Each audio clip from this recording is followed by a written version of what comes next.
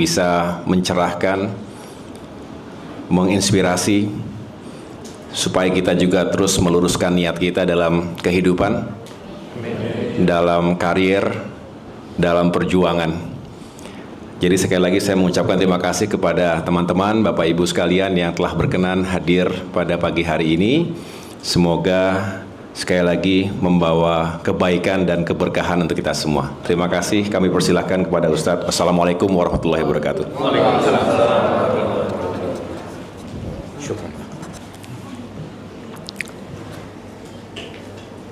Bismillahirrahmanirrahim. Assalamualaikum warahmatullahi wabarakatuh. Alhamdulillah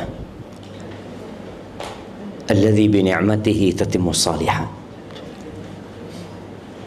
Segala puji bagi Allah Jalla Jalaluh yang karena nikmatnya kebaikan-kebaikan menjadi sempurna. Berapa banyak cita-cita yang tidak pernah kita impikan, tapi ternyata itu terjadi. Berapa banyak keinginan yang kita berharap terjadi, tapi malahan itu nggak terjadi. Tapi ketahuilah yang pantas dipuja dan dipuji itu hanya Allah Subhanahu wa Ta'ala. Semua kesuksesan yang kita raih karena Allah mengizinkan. Semua kenyamanan yang dapat kita rasakan sekarang karena Allah mengizinkannya. Dan ketika Allah hendak cabut nikmat itu, Allah hanya mengatakan kun, maka semuanya akan pergi. Allahumma salli wa sallim ala abdika wa rasulika sayyidina wa maulana Muhammadin wa ala alihi wa ashabi ajma'in. Ya Allah, semoga salawat dan salam Engkau curahkan terhadap hamba kekasih-Mu, baginda Nabi kita Muhammad alaihi salatu wassalam, yang kita nggak bakalan masuk surga kalau kita nggak berjalan di belakang Rasulullah SAW. Semoga salat itu bersambung untuk keluarga beliau, untuk istri-istri beliau, untuk putra-putri beliau, dan untuk seluruh sahabat Nabi. Semoga Allah meridhoi kita bersama mereka. Hari ini anak berbahagia sekali bisa sampai ke kediaman Bapak Menteri, Masya Allah. Yang anak juga nggak pernah mimpi bisa sampai sini ya. Tapi itu takdir Allah. Makanya takdir Allah itu indah. Pernah dulu ada yang menyatakan takdir itu kejam. Tahun berapa itu? Nah, iya, ada lirik lagu yang dinyanyikan oleh seseorang, kemudian lirik itu harus ditarik, MUI turun tangan. Karena itu sebagai bentuk prasangka buruk kepada Allah Azza wa Jalla. Allah itu memulai kitabnya dengan Bismillahirrahmanirrahim, yang menunjukkan bahwa semua yang ada dalam kitab itu adalah berdasarkan rahmat dan kasih sayang Allah Subhanahu wa Ta'ala. Sampai dalam sakit pun ada kasih sayang Allah. Sampai dalam gempa yang terjadi ada rahmat Allah Azza wa Jalla. Tapi kadangkala kita itu merasa sudah baik, merasa tidak pantas mendapatkan musibah tersebut. Siapa yang masih ingat dengan doanya Nabi Ayub? Nah, ana yakin bapak-bapak nggak hafal, tapi mak-mak insya Allah hafal ya, karena mereka lebih sering terdolimi. Oh, nggak kebalik? Oh, Masya Allah. Ada yang mungkin kebalik di rumahnya gitu. Apa doanya Nabi Ayub? Bapak-bapak dulu yang tanya. Ada hadiahnya nih insya Allah. Masya Allah, nyontek gitu loh bang. Nyontek abang tuh.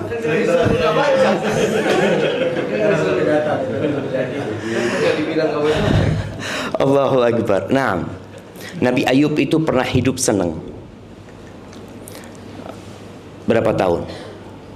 70 tahun. Terus Allah ambil semua yang beliau miliki. Semua harta itu habis. Nol. Istrinya yang bantu kerja. Istrinya Nabi Ayub itu kerja di tempat roti. Dari situ beliau makan. Beliau punya anak-anak yang Masya Allah ya. Anak-anak itu anak-anak yang soleh. Semua yang Allah cabut nyawanya, meninggal dunia. Allah kasih penyakit lagi di dirinya yang menyebabkan orang itu nggak suka sama beliau. Kurang apa jamaah musibah itu jamaah? Musibah di harta, musibah di keluarga, musibah di fisiknya, musibah di kedudukan beliau di hadapan masyarakat. Istrinya berulang kali minta, "Bang, ayolah kau berdoa minta sama Allah Azza wa Jalla." Ini kita lihat rumah tangga yang bahagia ya. Nabi Ayub tanya sama istrinya, "Berapa lama kita hidup senang?" 70 tahun kata dia. Dan kita susah berapa tahun? 18 tahun. Baru 18 tahun. Kalau susahnya sama dengan senangnya, baru aku akan berdoa minta sama Allah. Bayangin jemaah. Orang ketika memandang kepada nikmat yang Allah berikan dan tidak memandang kepada musibah, nih orang akan bahagia. Tapi kebanyakan kita statusnya selalu bencana. Kalau senang dia nggak kabarkan kepada orang lain. Dapat fulus tuh nggak ada cerita.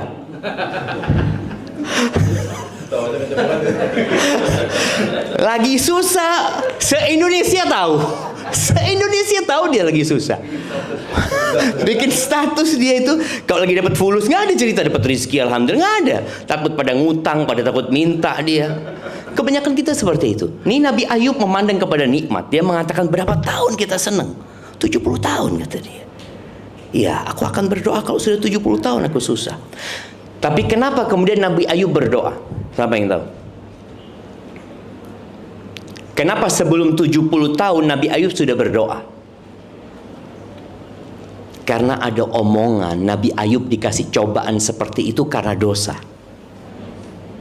Ini sudah bermasalah dengan kenabian beliau. Padahal orang yang paling berat cobaannya itu para nabi. Jadi kita kalau kepingin tahu seperti apa diri kita. Nah, kayaknya mic-nya aman. Nah,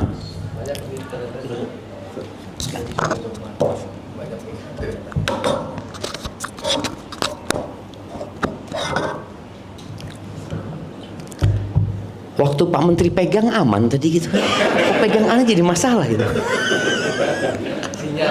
Oh tadi isinya.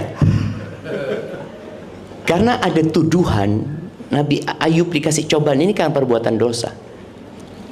Padahal orang yang paling berat cobaannya itu orang yang paling kuat imannya. Jadi kita tuh kalau imannya nggak kuat ya kasih cobaan, sakit kepala, sakit apa. Tapi ketika imannya semakin kuat, Allah kuatkan cobaan. Akhirnya Nabi Ayub berdoa. Doanya Nabi Ayub setelah 18 tahun, beliau mengatakan ya, Allah ceritakan wa ayyuba idznada rabbahu anni massaniyadur dur. Nabi Ayub ketika memohon kepada Tuhannya, wahai Tuhanku, aku ini tersentuh dengan satu mara bahaya, satu petaka, satu bala. Wa anta arhamur rahimin. Dan engkau yang maha pengasih di antara semua yang mengasihi. Ini yang selalu harus ada pada diri kita kalau ingin bahagia. Wa anta arhamur rahimin. Jadi kita kalau kena musibah itu panggil nama Allah.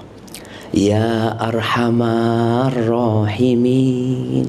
Kita tetap yakin engkau yang maha pengasih di antara semua yang mengasihi. Allah tuh lebih sayang sama kita daripada pasangan hidup kita, daripada orang tua kita, daripada anak-anak kita. Jadi jangan pernah ketika terkena musibah kita langsung berburuk sangka sama Allah, merasa nggak pantas aku dapat musibah ini. Engkau siapa gitu.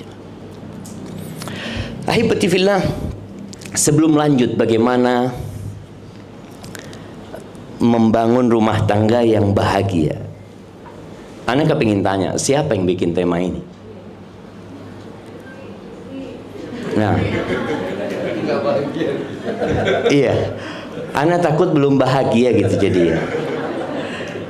Emak-emak di belakang udah pada bahagia? Kok kayaknya nggak ikhlas jawabnya gitu kan? Nah, bapak-bapak bahagia? Oh, masya Allah. Kayaknya lebih kompak bapak-bapaknya gitu kan? Nah, Jadi di sini emak-emak itu susah bahagia.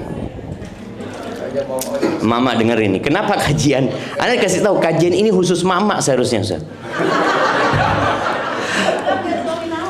Tapi ternyata mereka itu kurang bahagia karena suaminya tidak membahagiakan mereka. Jadi mereka berbahagia kayaknya suami ini jadi pemilik peran terpenting untuk membahagiakan istri. Tidak. Ada seorang suami yang pernah marah sama istrinya. Sakit hati ya, kadangkala ya rumah tangga terjadi konflik. Kemudian suami marah, dia mengatakan, aku akan cabut kebahagiaan dari dirimu. Apa kata istrinya? Nggak bisa, Bang. Engkau nggak bisa mencabut kebahagiaan dari diriku. Kalau kebahagiaan itu di tas, engkau tidak akan kasih aku tas. Kalau kebahagiaan itu di pakaian, engkau berhenti ngasih aku pakaian. Kalau kebahagiaan itu di harta, engkau nggak akan lagi ngasih nafkah sama aku. Tapi kebahagiaan itu ada di tempat yang engkau nggak memilikinya, Bang. Kata suaminya, di mana? Di hatiku, Bang.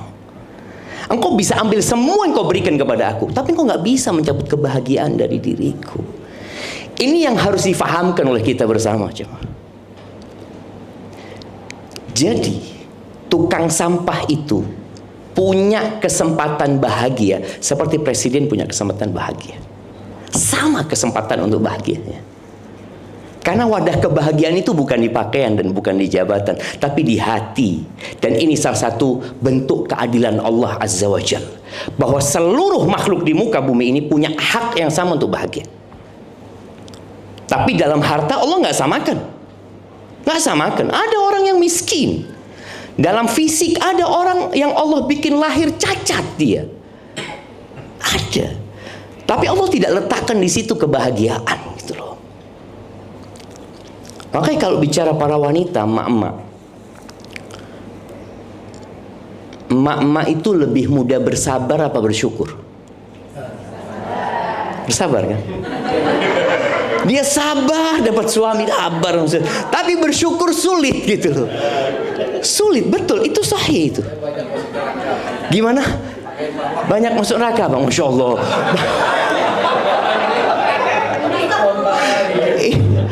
Nah, aneh dapat banyak bocoran dari Bang Andri sekarang. Betul, betul. Iya. Jadi kebanyakan wanita itu masuk neraka bukan karena nggak bersabar. Wanita itu bersabar banget ya. Anak ketika mendapatkan satu potongan video tentang bagaimana seorang wanita ini mengeluh suaminya kayak gini kayak gitu, tapi dia bersabar. Lalu komentar di situ hampir semua mengatakan bukan hanya suaminya Mbak, suami aku juga kayak gitu. Ya udah sabar gitu loh.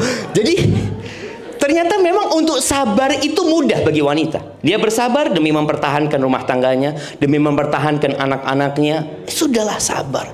Tapi syukur sulit. Padahal emangnya sebesar itu musibah dari suamimu sehingga engkau harus bersabar. Nggak ada kebaikan suami. Ada seorang wanita yang curhat sama anak, Ustadz suami anak itu kayak gini, kayak gini, kayak gini. Terakhir anak tanya, Ibu, suami ibu nggak punya kebaikan? Loh ada Ustadz, coba sebutkan kebaikan. Ketika dia sebutkan kebaikannya, mulai emosi dia turun. Suamimu punya kebaikan. Cuma ketika dalam rumah tangga memandang kepada kekurangan, selesai. Siapa yang nggak punya kekurangan? Ketika seorang istri datang kepada suaminya bawa kertas dia, Bang, kita udah lama berumah tangga, kayaknya kita perlu introspeksi. Nih aku kasih kertas, abang tulis kekurangan-kekuranganku, dan aku akan tulis kekurangan-kekurangan abang. Ini sudah. Akhirnya sang istri masuk ke dapur, dia tulis ya 1 lembar full, kalau 2 lembar mungkin full tuh kekurangan suaminya. Aku nggak suka kayak gini, nggak suka gini, terus yang dia tulis yang nggak suka semuanya, Bang. Terus seperti itu. Akhirnya tibalah saatnya berbagi kertas. Diberikan kertas kepada suami, suami memberikan kertas dia kepada istrinya. Si istri lari untuk membaca apa sih kekurangan dia menurut suaminya. Sang suami baca, ya Allah banyak ternyata kekuranganku, kata dia. Istri balik, dia mengatakan, Bang, kok kertasmu kosong, Bang? Kata dia, Dek, aku menerimamu apa adanya, kata dia. Jamaah, ini kenapa bapak-bapak tadi kompak bahagia? Itu sudah kayak gitu, sudah perempuan gitu loh. Bersyukur bapak-bapak, bukan bersabar ya. Jadi subhanallah ya, ahibati fillah, kunci kebahagiaan itu 3. Catat dan amalkan. Yang pertama, bersyukur ketika mendapatkan nikmat. Yang kedua, bersabar ketika dapat musibah. Yang ketiga, istighfar ketika berbuat dosa. Udah. Ketika kita punya 3 hal ini, hidup itu tidak selalu di atas kita. Kita nggak selalu manis. Hari ini kita ketawa, boleh jadi nanti sore ada kabar duka yang membuat kita menangis. Besok kita lupa dengan duka itu. Kita ketawa lagi dapat nikmat dari Allah Subhanahu wa taala. Apa yang harus dilakukan? Ya sudah bersyukur. Hanya saja bersyukur itu berat. Ketika iblis dikeluarkan dari surga bersama Adam alaihissalam, iblis itu meminta kepada Allah ya, bayangkan ya. Iblis berdoa, Allah kabulkan doanya. Iblis berdoa dengan ikhlas, Allah kabulkan. Allah itu maha baik. Masa kita berdoa nggak dikabulin sama Allah? Permintaan iblis, anzirni ila yaum yub'atsun, tangguhkan umurku sampai hari kiamat. Maka iblis itu nggak mati. Bayangkan ya, iblis itu yang godain Nabi Adam. Kemudian dia yang godai istrinya Nabi Nuh dan kaumnya Nabi Nuh. Kemudian godai kaumnya Nabi Hud, godain kaumnya Nabi Soleh, godain kaumnya Nabi Muhammad. Sampai hari ini iblis itu ada. Dia punya berbagai macam cara untuk menyesatkan manusia. Tapi ada satu yang iblis akan kejar. Iblis mengatakan, wala tajidu aktsarahum syakirin. Allah, engkau akan dapati kebanyakan manusia itu tidak bersyukur. Dan ternyata Allah mengatakan, wa qalilun min ibadiyasy syakur. Sedikit dari hambaku yang pandai bersyukur. Sedikit. Orang itu kalau dikasih harta 1 koper emas, dia kepingin berapa? 2. Dikasih 2, dia kepingin 3. Dikasih 1 rumah ini emas, dia kepingin rumah sebelah jadi milik dia. Dikasih lagi rumah itu, dia kepingin rumah sebelah. Kata Nabi SAW, nggak ada yang bisa membuat dia puas kecuali tanah. Ketika dia masuk ke tanah, dia tinggal rumah yang dia bangun, harta yang dia kumpul, dia tinggal semuanya. Tapi tadi syukur sulit sekali. Makanya ada perbedaan antara Qarun dan Nabi Sulaiman. Kita tahu Qarun ini Allah berikan kekayaan kepada dia yang mungkin nggak akan pernah ada lagi orang kaya seperti Qarun. Bagaimana dengan Elon Musk ya, dengan mereka yang dikatakan duitnya berapa triliun ya. Duitnya mereka cuma angka aja. Qarun ini nyata duitnya. Nyata, dia gudang-gudangnya itu kuncinya dipikul. Kuncinya bukan hartanya, kuncinya dipikul. Emas, dia ada uangnya gitu loh. Bukan ada di bank ini, enggak. Ada duit dia seperti itu. Maka ketika Allah benamkan Qarun itu bersama semua hartanya. Sampai hari ini kalau orang nemu harta terpendam, apa kata mereka? Harta karun. Iya, Qarun itu dari sana. Dia mengatakan harta Qarun. Karena semua rumah dan harta Qarun dipendam. Qarun ketika disuruh berbuat baik, dan ini penting buat kita ya. Kita itu kadang-kadang disuruh berbuat baik merasa harta itu milik kita. Enggak loh. Kita itu nggak punya apa-apa aja. Makanya ketika kita dengar ada musibah, kita mengatakan apa? Inna lillah. Sesungguhnya kami milik Allah. Jangan rumah ini, nyawaku milik Allah Azza wa Jalla. Tubuhku, berapa banyak orang yang keluar dari rumahnya dengan tubuh yang lengkap, pulang diamputasi kakinya. Kita lihat kejadian-kejadian seperti itu. Orang keluar dari rumahnya bisa melihat, pulang diambil matanya sama Allah SWT. Sebagai pertanda kita nggak punya, sampai diri kita nggak punya. Gitu. Allah menyuruh Qarun untuk berbuat baik. Wa ahsin kama ahsanallahu ilaik. Yang pertama Allah pesan sama Qarun, wabtaghi fima ataka Allah ad-daral akhirah. Carilah dengan apa yang Allah berikan kepadamu akhirat. Kenapa? Karena akhirat itu kekal dan abadi. Kalau dunia, engkau mau sukses berapa tahun lah. Kita melihat presiden-presiden kita dari pertama kemana pergi? Meninggal dunia. Oke, Pak Harto pernah 32 tahun ya menjabat. Kemana beliau? Nggak ada. Apa yang beliau bawa ketika mati? Nggak ada. Selesai, anak-anaknya menikmati. Anak-anaknya meninggal dunia nanti terus akan digantikan dengan orang lain. Maka Allah berpesan kepada Qarun, wabtaghi fima atakallahu ad-daral akhirah. Dengan apa yang Allah berikan kepadamu, ambisimu akhirat. Engkau mau punya rumah di dunia nggak apa-apa, tapi engkau punya rumah di akhirat, jangan lupa. Kau siapkan rumahmu di sana. Engkau pengen punya kebun yang indah, engkau juga punya kebun di sana ya. Subhanallah, ini pesan Allah kepada Qarun. Wala tansa nasibaka minad dunya. Tapi engkau jangan lupa, engkau masih hidup di dunia. Engkau butuh ongkos, butuh biaya. Artinya ketika orang bersedekah, jangan semuanya disedekain. Engkau gimana? Engkau punya anak, engkau punya keluarga. Tapi jangan lupa untuk cari akhirat. Anak ingat ada seorang di Solo, Anda dapat cerita. Ini keluarga yang bahagia, Masya Allah. Seorang ayah itu setiap dia mengeluarkan uang buat keluarganya, dia keluarkan nominal yang sama untuk disodakohkan. Uang belanja 2. Belanja di rumahnya anggap 5 juta, 5 juta dia kirim ke pesantren. Dia kirim ke anak yatim piatu. Beli baju dia 2. Selalu dia pakai sendiri, dia 1 dia sodakohkan. Sampai suatu hari dia beli mobil. 2 dia beli mobil. Anaknya protes, Abah kalau baju 2 oke lah, nggak terlalu mahal ya. Belanja 2 oke. Mobil anak-anaknya dikasih lah. Apa kata ayahnya? Nak, ayah ini bukan hanya ingin naik mobil di dunia, nak. Ayah ingin ketika di padang mahsyar itu, ayah naik mobil juga, nak, kata dia. Kita kadang-kadang nggak paham, jemaah. Kita berpikir harta kita itu yang kita simpen. Enggak, itu akan dinikmati oleh orang lain. Maka Allah berpesan kepada Qarun itu. Lalu Allah katakan kepada Qarun, wa ahsin kama ahsanallahu ilaik. Berbuatlah baik engkau kepada hamba-hambaku, kepada makhluk-makhlukku, sebagaimana Allah berbuat baik kepadamu. Artinya kita berada dalam posisi yang nikmat itu karena Allah kasih. Oh, ini karena usaha, karena perjuangan, nggak ada. Kita bisa melihat kalau usaha, berapa banyak orang yang usahanya lebih berat dari kita, Allah nggak kasih. Bicara rizki sekarang, berapa banyak orang-orang yang berkeringat dari jam 7 dia di bawah mentari sampai jam 4 sore, dia cuma dapat 150.000 aja.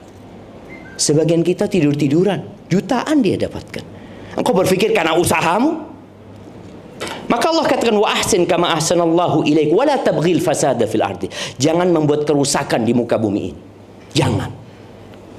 Innallaha la yuhibbul mufsidin. Allah enggak suka dengan orang yang membuat kerusakan. Di antara bentuk kerusakan itu adalah dosa. Apa kata Qarun ketika dikasih nasihat? Qarun mengatakan, innama utituhu ala ilmin indi. Aku bisa sukses seperti ini, aku bisa mendapatkan kedudukan seperti ini karena ilmu yang diberikan kepada aku. Dia mengatakan aku, saya, ana. Nggak ada Allah dalam lisan dia. Aku. Apa yang terjadi? Allah benamkan dia bersama rumahnya semua. Tinggal cerita Qarun. Maka hindari kata-kata aku. Semuanya karena Allah Azza wa Jalla. Nabi Sulaiman ketika melihat singgasana Ratu Balqis dipindah ya dari Yaman, dari Sabah Yaman itu ke Masjidil Aqsa.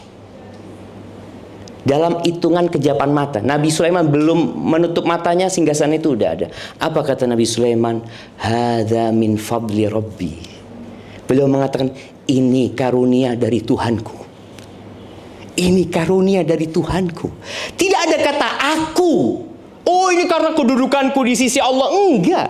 Hadza min fadli Rabbi liyabluwani, untuk menguji aku. Ashkuru am akfur. Aku bersyukur atau aku kufur. Poinnya di situ. Maka usahakan kita bersyukur ya. Hindarin kata-kata ana ketika kita hendak melakukan sesuatu. Momen kita punya rencana sama keluarga, sama istri, atau sama masyarakat. Katakan insya Allah, kalau Allah berkehendak. Ingat pesawat Lion yang berangkat pagi hari dari Jakarta menuju ke Pangkal Pinang. Ya, pesawat baru itu jemaah. Iya, Boeing 7. Nah, kita bayangin ya, semua yang naik pesawat itu punya rencana. Semua yang naik pesawat itu sudah booking hotel. Semua yang naik pesawat itu sudah ditunggu sama keluarganya. Dan ternyata pesawat itu nggak pernah landing, jemaah. Selama-lamanya. Supaya kita tahu kita ini hamba Allah Azza wa Jal. Kalau engkau ingin bahagia tadi, syukuri nikmat yang Allah berikan. Yang kedua, bersabar. Dalam rumah tangga, ya bapak-bapak, mungkin istrinya insya Allah tidak separah istrinya Nabi Nuh. Ya, istrinya tidak separah istrinya Nabi Lut. Nah, yang suami, ya ini bapak-bapak, yang istri, mak-mak, jangan lupa insya Allah istrimu tidak sejahat Fir'aun. Nah, kita tahu ya, istrinya Nabi Nuh di neraka, istrinya Nabi Lut di neraka, istrinya Fir'aun di surga. Antum bisa bayangin, kita itu akan dihisap masing-masing. Engkau jangan berpikir kalau engkau punya suami baik, engkau pasti masuk surga. Kata siapa? Tadi ketika seorang wanita, Ustaz, anak punya suami, Ustaz, nggak mau diajak belajar, sholatnya telat-telat, bolong-bolong, ini itu. Engkau akan dihisap sendiri nantinya. Jadilah seperti istrinya Fir'aun, yang sabar menghadapi Fir'aun. Insya Allah tadi suami-suaminya nggak seperti Fir'aun lah jamaah. Ya ada sedikit lah, mungkin mirip gitu ya. Nggak, tapi nggak sejahat Fir'aun. Jadi bersabarlah. Dan ya di antara bentuk syukur dan sabar ya, ada istri yang mengatakan, Ustaz, suami anak nggak baik, apakah anak tetap harus taat dan patuh kepada dia? Tetap. Melayani suami, tetap. Bukan karena suami engkau melayani suamimu. Jadi kalau kita berbuat baik karena berharap budi baik orang lain, yang ada kita sakit hati. Pastikan itu. Kita akan sakit hati. Orang manusia ini sama Allah nggak bersyukur, apalagi sama engkau. Apa sih engkau berikan kepada dia? Allah memberikan segala fasilitas sama dia, dari ujung rambut sampai ujung kaki. Dia nggak bersyukur sama Allah. Engkau kasih apa? Maka janganlah berharap kebaikan suami. Ketika mama istri tadi, Ustaz, anak punya suami kurang taat sama Allah. Ya udah, engkau berbuat baik kepada suami karena Allah. Karena berharap keridhaan Allah SWT. Karena aku ingin masuk surga. Ada seorang wanita umur 60 tahun. Dia telepon anak, dia mengatakan, Ustaz, suami anak udah meninggal, Ustaz. Dia mengatakan, suami ana dia kurang baik loh, Ustaz. Ana dengar bahwasanya wanita itu akan bersama suami dia yang terakhir di surga. Sedangkan ana sudah umur 60 tahun, nggak ada yang mau nikahi ana, Ustaz. Tapi ana nggak kepingin ketemu suami ana lagi, Ustaz. Kata dia. Bayangin. Betul. Dia nggak ingin nanti di surga ketemu, aduh suamiku lagi, astagfirullah, na'udzubillah, ketemu orang ini lagi. Loh, bapak-bapak pikir istri bapak-bapak itu cinta sama bapak? Belum tentu. Dia mungkin nungguin, sabar dia nungguin, ya Allah kapan mati ini, bismillah gitu. Ketika mati, alhamdulillah, bukan innalillah. Ada yang kayak gitu ibu-ibu?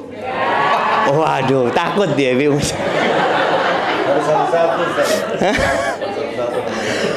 Nah, artinya itu ada. Maka di sini ketika engkau berbuat baik kepada suami karena Allah SWT. Tapi ingat, ketika suamimu baik masuk surga, nanti di surga nggak seperti suamimu di dunia gitu ya, yang suka maki, yang suka emosi, enggak. Karena kalau sudah masuk surga semuanya akan baik gitu loh. Dan kesabaran wanita itu kalau ingin masuk surga juga sabar untuk punya anak. Banyak wanita yang malas punya anak. Padahal kata Nabi SAW, wanita-wanita penghuni surga itu, ala adullukum binisaikum min ahlil jannah.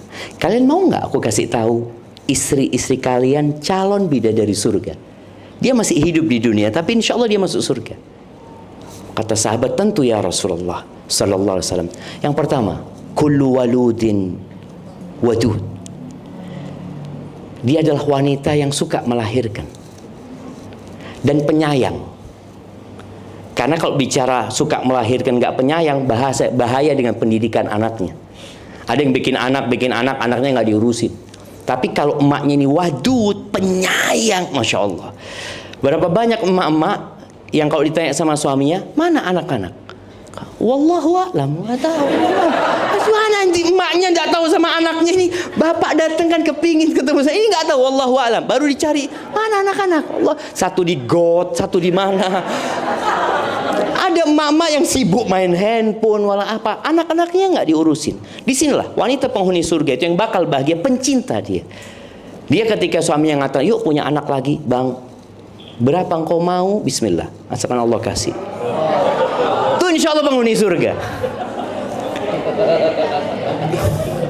Bapak Menteri berapa anaknya? Masya Allah, harus berjuang kayaknya.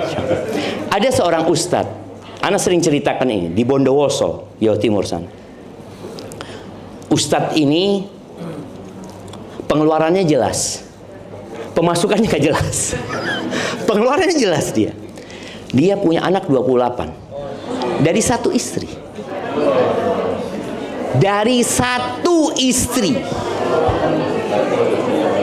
Ayo, oh istrinya banyak, enggak. Bapak-bapak jangan mikir, oh kalau gitu istrinya banyak, enggak, satu istri. Satu istri. Mudah, insya Allah itu jadi penghuni surga ya. Dia capek hamil, dia capek melahirkan, dia mempertaruhkan nyawanya. Semua dihitung jemaah. Oke, suami nggak ngitung, tapi malaikat Allah menghitung. Dia menyusuin, dihitung lagi, capeknya dia. Makanya wanita yang seperti ini insya Allah penghuni surga. Tapi ada yang ketiga sifatnya, al-aud. Perempuan ini kalau menyakiti suaminya, atau dia disakiti sama suaminya, dua hal ya, disakiti atau menyakiti, perempuan ini akan datang kepada suaminya. Dia pegang tangan suaminya mengatakan, la adzuku bi ghumdin hatta tardha. Aku nggak akan mau menjamkan mata sampai engkau ridho sama aku. Siapa yang istrinya kayak gitu jemaah? Bapak-bapak, kok semuanya gede kepala, nggak ada gitu kan? Masa nggak ada bapak-bapak?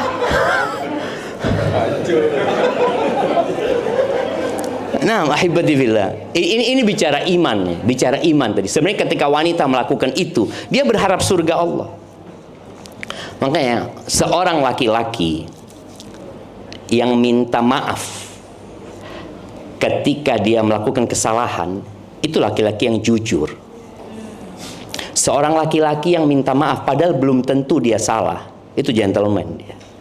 Seorang laki-laki yang minta maaf padahal dia nggak salah, itu namanya suami.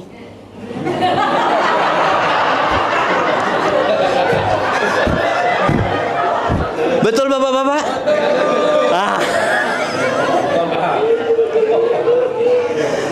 Itu suami yang benar gitu loh. Suami yang benar tuh kayak gitu kan. Ada dia kepingin bahagia, kenapa dia harus ribut sama istrinya? Capek bang? Oh bang Andri capek katanya. Jadi suami istri ini bukan rival ya? Bukan, iya bang. Oh masya Allah, sebagai wakil rakyat bang ya. Nah, jadi sering dapat curhatan dari bapak-bapak itu kemudian disampaikan. Jadi ingat bapak-bapak, istri itu bukan rival, tapi istri itu pendamping. Istri itu diciptakan dari tulang rusuk agar engkau lindungi, bukan untuk dipukulin istri itu, bukan untuk dimaki. Makanya ketika seorang sahabat tanya kepada Nabi SAW, apa hak seorang istri? Kata Nabi SAW, antut'imaha idza ta'imta. Kau kasih makan dia kalau engkau punya makanan. Wa antaksuha idza tasaid. Kalau engkau punya pakaian, kau belikan pakaian buat istri. Yang ketika Nabi berpesan SAW, wala tadribil wajha, jangan pernah mukul wajah wanita. Wala tuqabbih, jangan pernah menjelek-jelekan istrimu. Nggak boleh bapak-bapak. Kalau ingin bahagia, istri kita punya kekurangan, tapi lihatlah kepada kelebihannya. Jangan melihat kepada kekurangannya. Jangan pernah menjelekkan engkau kayak gini, kayak gitulah.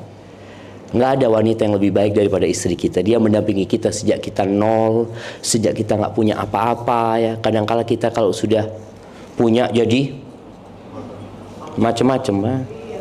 Betul ibu-ibu?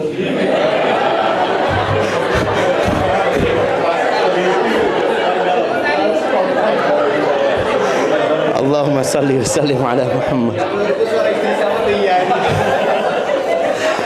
Nah, taib yang terakhir tadi kita bicara bersyukur kalau dapat nikmat. Ingat jangan pernah mengingat diri kita kalau dapat nikmat itu dari Allah, bersabar.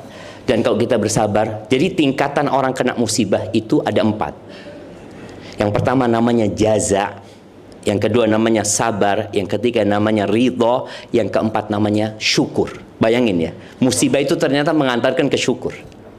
Tingkatan yang nggak boleh itu jaza. Jaza itu orang yang tidak menerima takdir Allah. Dia yang ketika dapat musibah, kemudian dia mengatakan andai kata, nggak bisa. Andai kata itu tidak bisa menghidupkan yang mati. Andai kata itu tidak bisa membuat kecelakaan itu tidak terjadi. Nggak bisa. Makanya ada seorang di Jember ya, ketika dia pulang kerja, dia lihat anaknya ngambang. Dia punya sarang walet, sarang walet ya. Biasanya ada kolamnya. Anaknya itu ngambang, sudah meninggal dunia, terapung di sana. Dia gendong anaknya, dia ciumi anaknya, lalu dia menyesal, ya Allah, andai kata aku nggak punya sarang burung ini, andai kata aku nggak punya kolam ini. Ucapan andai kata itu apakah akan mengembalikan kehidupan anaknya? Nggak akan gitu loh. Ada orang yang kemudian merobek-robek bajunya, lempar-lempar piring. Siapa yang pernah lempar piring? Bapak-bapak, ada yang istrinya pernah lempar piring? Alhamdulillah nggak ada jemaah. Iya, artinya dia nggak nerima dengan apa yang terjadi. Ini namanya jaza, dan itu haram, nggak boleh. Secara akal sehat nggak berguna kau melakukan itu. Yang kedua sabar.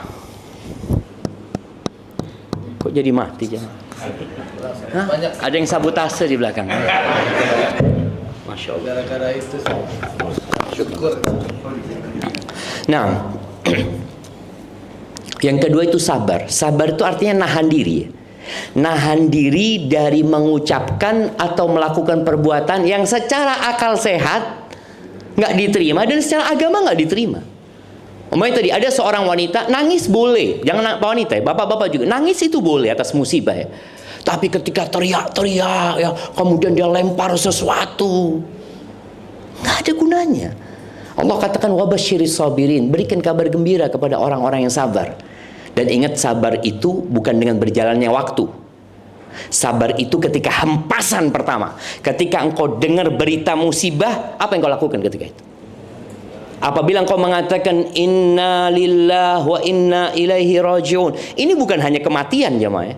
Inna lillahi ini bukan hanya kematian, musibah apapun. Kita katakan inna lillahi, sesungguhnya kami milik Allah dan kami akan kembali kepada Allah azza wajalla. Itu sabar. Tingkatan yang selanjutnya namanya ridho. Kalau sabar itu masih nahan ya, kepingin teriak tapi dia tahan, kepingin lempar sesuatu dia tahan. Pahit sabar itu. Naik tingkatan selanjutnya namanya ridho. Dia mengatakan insya Allah ada hikmahnya, Allah itu maha baik. Udah mulai dia ridho. Yang keempat syukur. Dia bersyukur dengan musibah. Bayangin, dia mengatakan kena alhamdulillah musibahnya nggak lebih besar dari ini. Contoh ya, orang ketika kecelakaan kakinya patah, bagaimana dia bersyukur? Alhamdulillah cuma satu ya Allah. Allah bisa bikin dua-duanya. Allah kasih satu, alhamdulillah. Jadi orang itu masih bersyukur karena melihat, loh ternyata nikmat Allah itu banyak sebenarnya yang membuat kita bersyukur. Maka berusaha untuk menjadi yang lebih baik. Yang ketiga, istighfar kalau berbuat dosa. Bab istighfar ini, siapa yang nggak berbuat dosa? Jamaah, Abu Bakar As-Siddiq itu dijamin masuk surga. Abu Bakar itu pernah datang kepada Nabi SAW, mengatakan, ya Rasulullah, ajarin aku doa yang aku baca ketika sholat. Apa doanya? Bapak-bapak, kalau ibu-ibu insya Allah tahu doa. Ibu-ibu apa doanya? Doanya Abu Bakar yang dikasih Nabi SAW dibaca waktu sholat. Allahumma inni zalamtu nafsi zulman katsira. Ini Abu Bakar dijamin masuk surga. Dikasih doa, Abu Bakar katakan dalam sholatmu, ya Allah, sesungguhnya aku menzalimi diriku dengan kezaliman yang banyak. Sesungguhnya aku banyak berbuat dosa ya Allah. Pengakuan kepada Allah.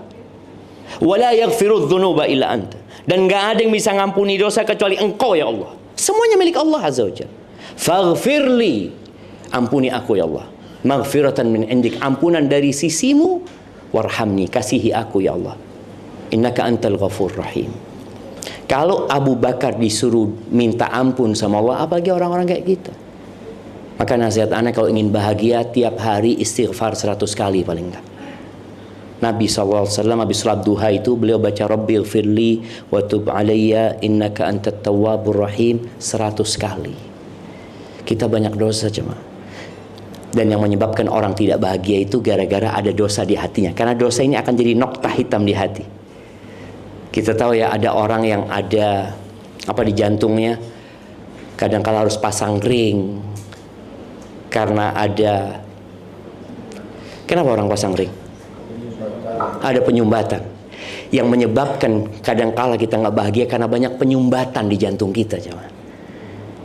Yang caranya dengan banyak istighfar. Antum duduklah, tiap hari duduk. Ya, istri ngomong tunggu dulu lah, aku mau istighfar dulu. Hitung 100 kali. Ngitung pakai tangan lebih utama. Mau pakai tasbih ya nggak apa-apa kalau di rumah mau pakai tasbih.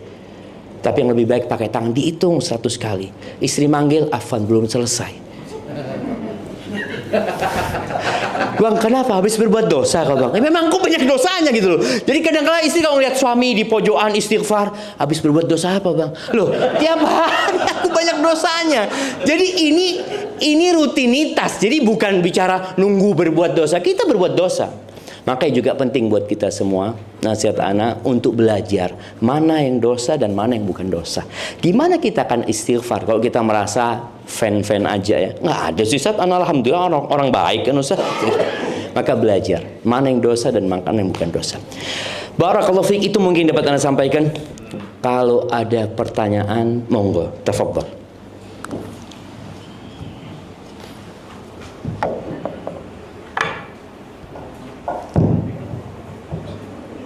Kami persilakan kepada jemaah Bapak dan Ibu jika berkenan ada yang mau ditanyakan kepada Ustaz kita tadi.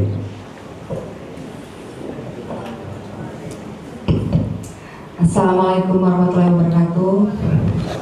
Waalaikumsalam warahmatullahi wabarakatuh. Jazakallah khair Ustaz atas ilmunya, bermanfaat sekali.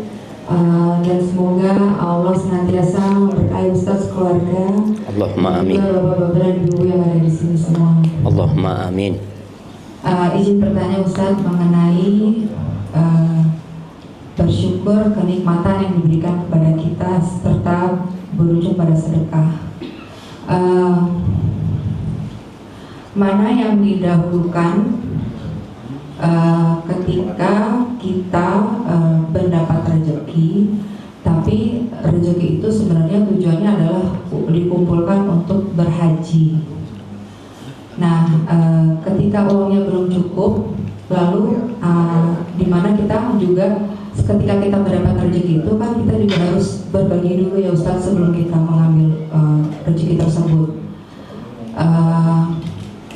Besarannya itu katanya kan ada yang bilang 2,5%, tapi kata orang-orang soleh bilang lebih baik bisa 10%, 20% itu bagus kalau kita ngomong persentase ya Ustaz.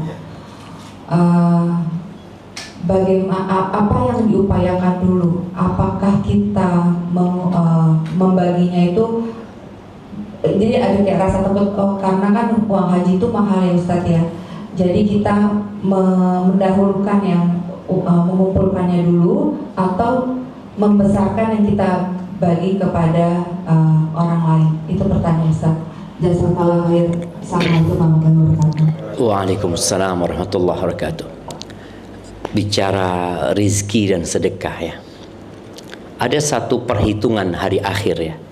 Kita ini perlu tahu kira-kira nanti di akhirat kita ini seperti apa dihitung sama Allah SWT. Perhitungan sodakoh pada hari akhir itu persentase ya, bukan jumlah nominal. Persentase. Nabi SAW pernah mengatakan sabaqa dirhamun mi'ata dinar. Uang 1 dirham itu, 1 dirham itu anggap 100 ribu, bisa mengalahkan uang 100 juta. Mi'ata dinar itu bukan 100 juta, 425 juta. Uang 100 ribu bisa mengalahkan 425 juta. Sahabat heran, gimana ya Rasulullah? Ini orang hanya punya uang 200 ribu, hanya punya uang 2 dirham. Dia sedekahkan 1 dirham. Berapa persen ya sedekahkan? 50%. Sedangkan orang yang sodakoh 425 juta, dia cuma ngambil dikit dari gudang emas dia. Dikit, mungkin 0,0%, 0,01%. Jadi supaya kita tahu, ketika kita kaya, kemudian kita banyak sodako, yang dihitung persentase, antum sodako 100 juta, seakan-akan banyak kan? Uang antum 10 M.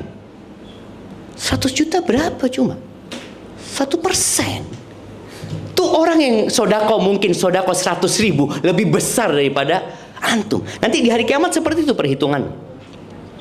Makanya jangan pernah berpikir orang miskin itu, oh orang itu Masya Allah sodakonya 100 juta ya. Ana cuma bisa 100.000. Boleh jadi 100.000 mengalahkan 100 juta. Jadi jangan takut ketika hidup miskin, antum bisa sodako. Tadi bicara sodako, nggak perlu nunggu jadi orang kaya. Dan insya Allah ketika miskin ya, kita lebih mudah sodako. Orang itu kalau punya uang 200.000, sodako 100.000 itu mudah. Tapi punya uang 1 M, sodako 500 juta. Sholat istikharah 2 hari. Sholat lagi. Padahal sama, nilainya sama persis. Betul bang? Sama 50% nilainya. Tapi dia berat gitu loh. Makanya usahakan ketika belum punya, itu mulai sodako. Mulai berusaha. Kalau tadi umpamanya gimana? Ketika kita mau berangkat haji. Ingat, haji itu kewajiban bagi yang mampu. Allah itu tidak pernah memberatkan hambanya. Ketika tidak mampu berangkat haji, nggak usah memaksakan diri. Tapi boleh kan Ustadz ingin berangkat haji? Boleh. Ada orang kan nggak mampu, aku mau nabung lah kepingin berangkat haji. Padahal dia nggak mampu. Dalam hitungan itu dia nggak mampu. Biaya itu dia nggak mampu. Nggak apa-apa. Sekarang gimana cara nabungnya? Bebas-bebas aja sebenarnya.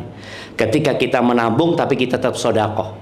Kan ada orang yang mengatakan sudah, anak kayaknya sulit sodako sekarang Ustaz, soalnya duitnya aku pakai nabung. Bismillah. Sebagian engkau tabungkan, sebagian engkau sodakohkan. Berapa persen jumlahnya terserah keberanianmu dan keimananmu. Ini bicara iman. Yang wajib 2,5% itu zakat. Dan zakat itu wajibnya setahun sekali. Haul ya, sampai nisabnya. Nisabnya zakat itu kira-kira 83 atau 85 gram emas murni. Itu nisabnya. Dan tolong dihitung ya, bagi bapak-bapak, ibu-ibu yang punya uang itu, jangan mengeluarkan sekedar, oh insya Allah sudah, nggak harus dihitung. Karena ketika ada 1 juta umpamanya zakat yang kita tidak keluarkan, itu bukan hak kita, jadi haram buat kita. Kalau punya uang 1 M zakatnya 25 juta. Ada seorang syekh ya, dia mengatakan banyak orang konsultasi zakat sama, tapi duitnya cuma ya 5 M, 10 M katanya. Yang duitnya triliunan nggak pernah konsultasi zakat. Iya syekh. Manusia itu ternyata semakin kaya semakin bakhil, semakin takut godaannya harta ya. Saya semakin takut, padahal tetap 2,5% loh. Dulu kalau dia punya uang 1 M, 25 juta dia keluarin. Motor 1 dia keluarin tuh. Ketika dia punya 1 triliun, berapa M dia keluarkan? 25 miliar. Itu dia mikir, ya Allah banyak banget. Enggak, sama 2,5% gitu. Maka tadi itu zakat. Jadi ketika ibu uang tabungannya nanti sampai ke nisab, oh sampai 100 juta umpamanya. Oh udah ada zakatnya nih. Keluarkanlah 2,5 juta. Oh berarti tabungannya berkurang? Enggak, zakat itu tidak mengurangi tabungan. Zakat itu menambahkan berkah di tabungan tersebut. Jadi sebenarnya kalau bicara berapa persen bebas ya. Memang yang wajib itu 2,5%. Ada dulu ulama kaya di Mesir ya. Kalau nggak salah Abu Zur'ah namanya. Dia nggak pernah wajib zakat. Orang kaya yang nggak wajib zakat, bayangin nih. Gimana orang kaya tapi nggak wajib zakat? Karena setiap tahun dia hitung duitnya itu di bawah nisab. Di bawah 85 gram emas. Dia dapat rezeki, dia bagikan. Jadi tapi akhir tahun tetap dia hitung. Berarti yang dia bagikan itu bukan zakat. Itu sedekah. Seperti itu. Barakallahu fikum. Insyaallah. Jadi ingat, haji ini bagi yang mampu. Kemudian ketika kita mau berbagi, yang paling berhak mendapatkan sedekah kita adalah kerabat kita. Kerabat kita. Jangan kita ngasih orang jauh, ternyata kita punya keponakan susah hidupnya. Kita punya bibi, kita punya paman susah hidupnya. Dan biasanya berbuat baik kepada orang lain itu ada yang cerita. Tapi kalau kepada kerabat itu diem dia, nggak cerita, malu dia. Dan insya Allah itu akan lebih ikhlas, insya Allah. Barakallahu fikum. Nah, pertanyaan selanjutnya. Assalamualaikum warahmatullahi wabarakatuh. Waalaikumsalam warahmatullahi wabarakatuh. Assalamualaikum ilaikum. Semoga Allah merahmati Ustadz dan keluarga dan seluruh peserta kajian di Kedari hari ini. Ustadz mau bertanya mengenai tadi yang cerita Nabi Ayub. Kan Nabi Ayub dikasih ujian, nggak bisa bekerja, akhirnya istrinya yang bekerja ya Ustadz. Nah, kalau misalkan dalam kehidupan kita sekarang nih ada terjadi seperti itu, suaminya misalkan dibandingkan istrinya, ternyata istrinya diberikan kelebihan rezeki, kemudian beliau yang banyak memenuhi kebutuhan keluarga. Nah itu hitungannya, keuntungannya buat istrinya gimana ya Ustaz? Pahalanya atau gimana? Nah. Nggak, karena banyak yang suka curhat atau nanya mengenai hal yang seperti itu Ustaz. Masya Allah. Iya jemaah, Allah itu membagi rizki sesuai kehendak Allah ya. Makanya ada yang seperti Nabi kita Muhammad alaihissalam. Beliau menikah dengan Khadijah yang kaya siapa? Khadijah. Nabi Muhammad SAW pekerjanya Khadijah. Seperti itu. Tapi istri yang soleha itu yang tidak mengungkit pemberian dia kepada istrinya, kepada suaminya. Asalkan suaminya baik ya. Ini bicara tentang nafkah. Suami punya kewajiban memberikan nafkah. Nafkah itu apa? Sandang, pangan, papan. Kalau perawatan masuk nafkah enggak ibu-ibu? Sekarang masuk bang ya? Masuk apa? Masuk sandang. Perawatan ini masuk sandang gitu. Oke, mas-masan masuk bang?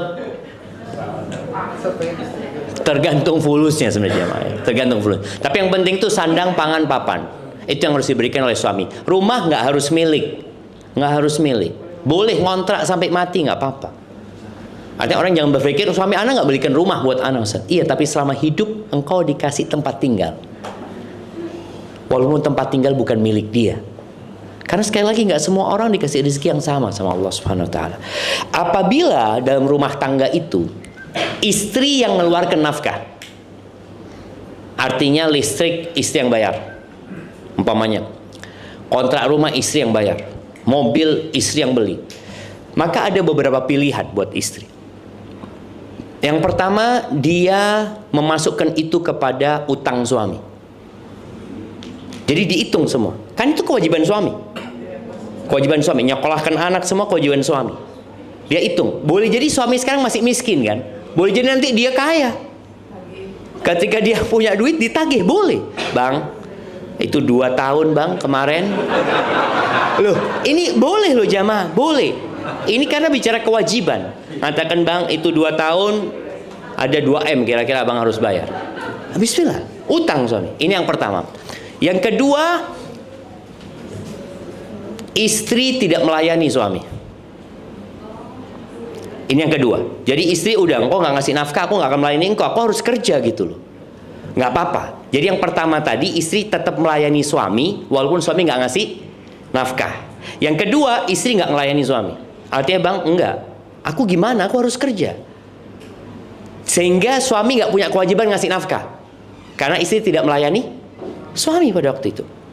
Yang ketiga, istri mengikhlaskan buat suami. Jadi bang, semua itu nanti aku tagih di akhirat. Ya, ini bukan mengikhlaskan ini jamaah. Enggak.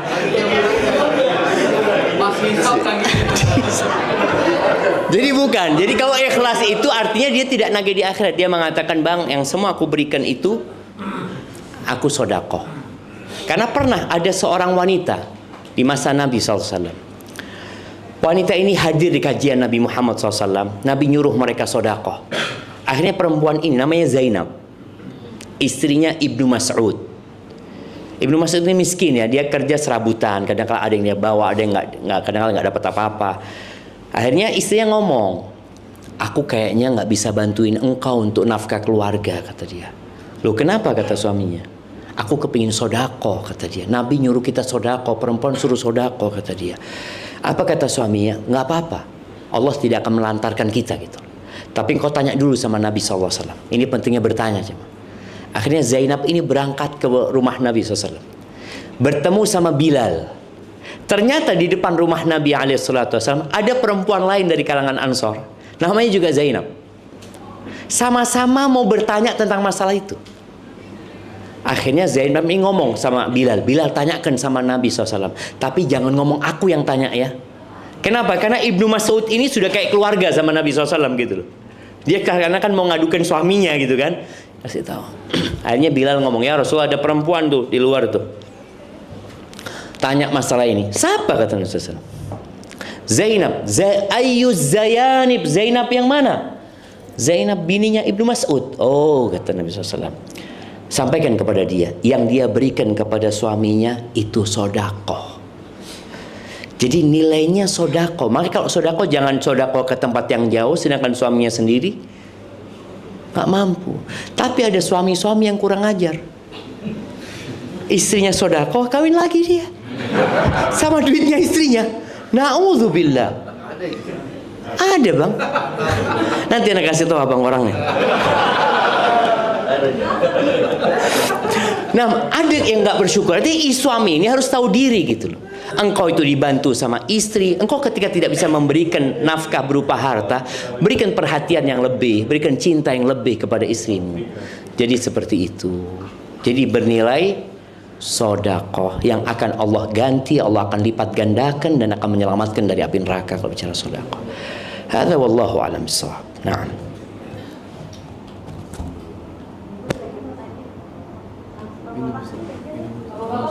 Di sini ada bapak-bapak, mic-nya bisa nih. Ya, langsung aja Ustaz, pertanyaan anak kaitan dengan tadi syukur dan juga ikhlas. Bagaimana dua hal ini, soal bedanya kayak gimana, lalu dalam kehidupan seperti apa Ustaz? Iya, syukur dan ikhlas. Ikhlas bahasa Indonesia, ikhlas bahasa Arab. Karena bahasa Indonesia ini ikhlas itu apa artinya ya? Saya ikhlas menerima musibah ini. Enggak, ikhlas itu artinya berbuat hanya untuk Allah. Tidak berharap pujian, tidak berharap sanjungan, tidak berharap urusan dunia. Ada orang sodakoh berharap dikasih ganti sama Allah SWT. Berarti dia masih berharap urusan dunia itu. Ada orang bersodakoh, enggak, aku kepingin diselamatkan dari api neraka ya Allah. Ini bicara ikhlas, jadi dia berbuat hanya untuk Allah Subhanahu wa taala. Ya bedanya sama syukur jelas. Jadi syukur ini berkait, memang tadi ada orang mengatakan ikhlas itu ketika dapat musibah, saya ikhlas menerima musibah ini. Padahal seharusnya dia ridho.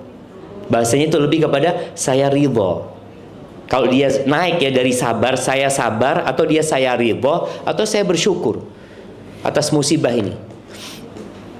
Kalau bicara syukur, tentunya ya tadi syukur ini dengan lisan, dengan hati, dan dengan raga. Syukur itu dengan hati, yaitu meyakini bahwa nikmat yang dia dapatkan bukan karena usaha dia. Ini harus ada di diri kita. Pengakuan kepada Allah, ini engkau yang ngasih ya Allah, dalam hati. Kadang-kadang kan, kalau bukan ana, kalau bukan karena ini, kalau bukan karena fulan, nggak ada. Murni karena Allah. Hati kita memberikan pengakuan terhadap Allah SWT. Yang kedua, lisan kita memuji Allah, mengatakan Alhamdulillah. Dan kadang-kala kita perlu cerita jemaah. Allah mengatakan, wa amma bi ni'mati rabbika fahaddits. Dengan nikmat yang Allah berikan kepadamu, ceritakan. Tapi cerita nikmat ini juga bahaya. Karena ada orang yang hasut, ada orang yang iri, ada orang yang dengki. Nggak semua bisa kita ceritakan. Nabi Yusuf ingat ketika mimpi melihat 11 bintang, melihat mentari dan bulan sujud kepada beliau. Apa kata bapaknya? Engkau jangan ceritakan kepada saudara-saudaramu. Karena tahu saudaranya ini hasut, iri. Kalau kita nggak mau cerita secara lisan, kita cerita secara fisik, kita bagikan harta yang kita miliki. Jadi kalau bicara yang pertama itu dengan hati, itu syukur. Yang kedua, lisannya memuji Allah Subhanahu wa taala atas nikmat yang diberikan. Yang ketiga, raganya menggunakan nikmat itu dalam ketaatan. Tadi berangkat haji. Kadang-kala kita kan dikasih fisik yang sehat tapi nggak pernah ke masjid. Ya seharusnya bentuk syukur kita ketika hayya 'alas shalah, berangkat ke masjid gitu. Itu sebagai bentuk syukur dikasih kaki sama Allah Subhanahu wa taala. Jadi itu mungkin perbedaan antara ikhlas dan syukur. Dan ada satu doa jamaah yang nasihat Nabi SAW untuk dibaca setiap penghujung sholat. Jadi sebelum assalamualaikum setiap sholat itu apa doanya? Allahumma a'inni ala dzikrika wa syukrika wa husni ibadati. Yang artinya ya Allah bantulah aku untuk mensyukurimu, untuk berzikir kepada mengingatmu, dan yang ketiga beribadah yang baik. Maka nasihatnya tolong itu dibaca tiap penghujung sholat. Kalau lupa baca setelah sholat, nggak apa-apa. Barakallahu fikum. Nah, ada lagi?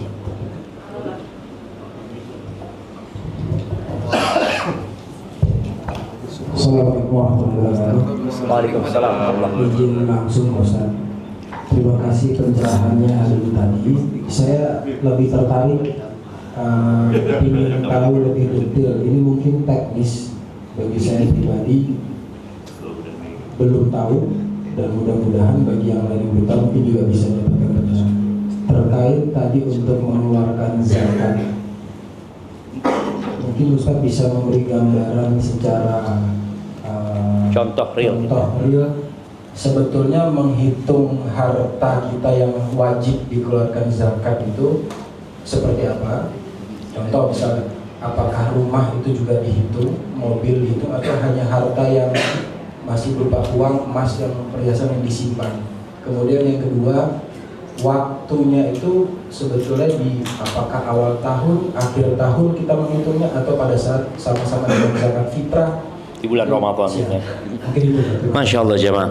Ya, ini pertanyaan yang menarik sekali ya berkaitan dengan zakat. Dan memang kita ini perlu memberikan sosialisasi kepada masyarakat. Zakat itu ada zakat harta, ada zakat pertanian ya.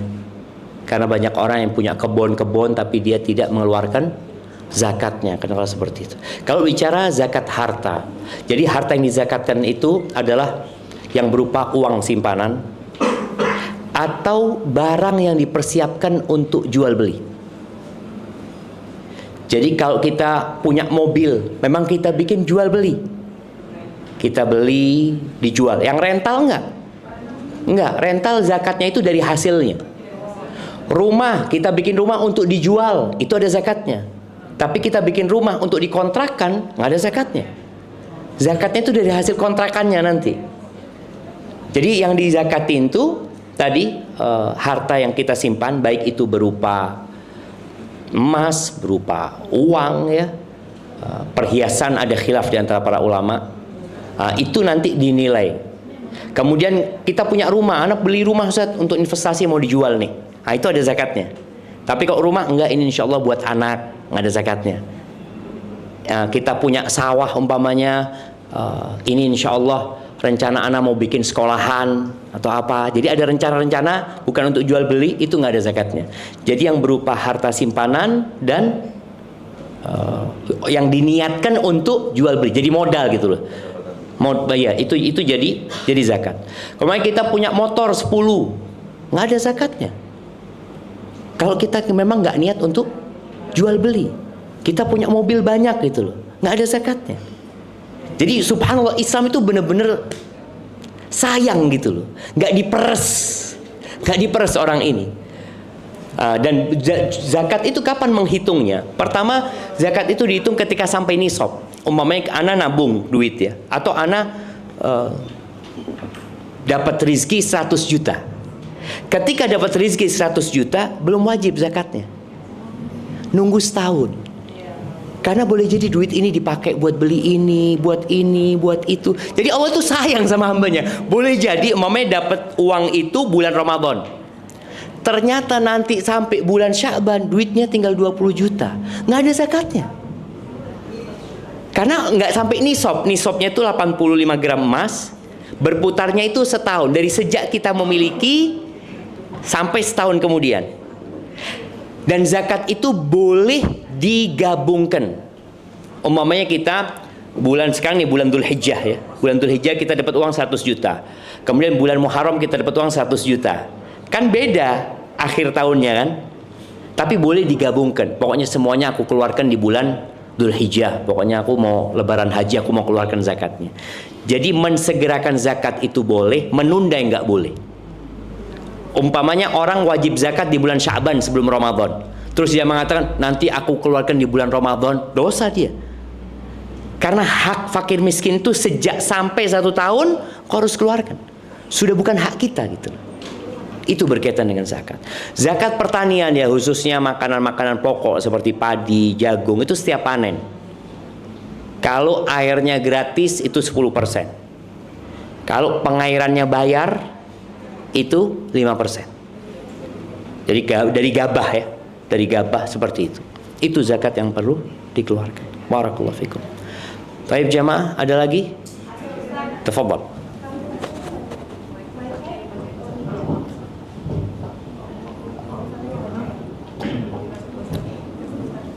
Ustaz, ada banyak pertanyaan tapi tertulis. Ustaz bacakan, tolong saya bacakan Ustaz. Dibacakan langsung aja. Bismillah. Bismillahirrahmanirrahim. Assalamualaikum warahmatullahi wabarakatuh. Waalaikumsalam warahmatullahi wabarakatuh. Ustaz, ketika suami bersedekah, apakah istri juga mendapatkan pahalanya? Dan sebaliknya? Iya, Masya Allah. Jadi ada yang namanya saling tolong menolong dalam kebaikan. Dan bagi bapak-bapak juga, ketika bersedekah nggak harus istri tahu. Jangan semua yang kita sedekahkan istri harus tahu. Karena kita perlu punya amalan yang tersembunyi, yang sampai istri kita, anak kita, orang tua kita nggak tahu semua. Karena biasanya amalan ini yang akan ikhlas ya. Karena nggak ada yang tahu.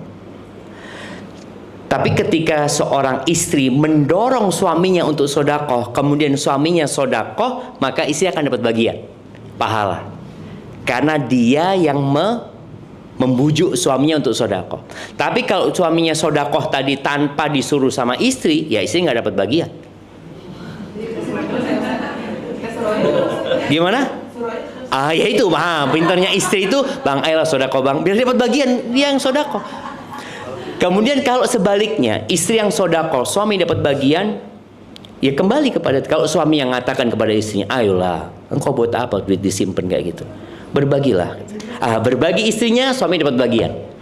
Tapi kalau istrinya berbagi, suaminya bakhil, karena kalau ada kan istri yang sedekah, kalau ketahuan suami Ustaz, dilarang sama suami Ustaz, maka suami nggak akan dapat bagian dari pahala tersebut. Jadi seperti itu. Ingat, kita itu perlu banyak-banyak bekal ya. Bekal paling enak itu nyuruh orang lain berbuat baik. Kita ngomong sama orang, ayolah sholat duha. Antum kapan sholat duha terakhir gitu kan? Dia sholat duha, kita dapat pahala sholat duha dia. Masya Allah jamaah. Nah, fadhal. Baik Ustaz, masih banyak Ustaz. Assalamualaikum warahmatullahi wabarakatuh. Waalaikumsalam warahmatullahi wabarakatuh. Ustaz Hafizhakumullah, bagaimana jika sudah niat berkurban tapi sampai hari ini belum membeli hewan kurbannya? Apakah larangan memotong kuku dan rambut tetap berlaku mulai tanggal 1 Dzulhijjah? Masya Allah. Ini ada satu pertanyaan yang menarik ya, berkaitan dengan 1 Dzulhijjah. Nah, jadi di dunia ini setiap negara itu punya hari-hari besar ya. Di Australia mereka nggak libur Idul Adha. Teman-teman anak tanya kemarin, enggak Ustaz, kita nggak ada libur. Baik. Mungkin di tempat lain Idul Fitri pun nggak libur mungkin. Di negeri kita punya banyak hari-hari besar. Hari besar ini macam-macam lah. Tapi ketahuilah kata Nabi SAW, a'zamu ayyamid dunya indallah. Ini hadis riwayatkan Imam Ahmad ya. Hari-hari dunia yang paling besar di sisi Allah. Ingat, di sisi Allah, bukan dalam pandangan manusia. wa ahabbul a'malu fiha ilallah, dan beramal soleh lebih Allah cintai di dalamnya itu adalah 10 awal Dzulhijjah.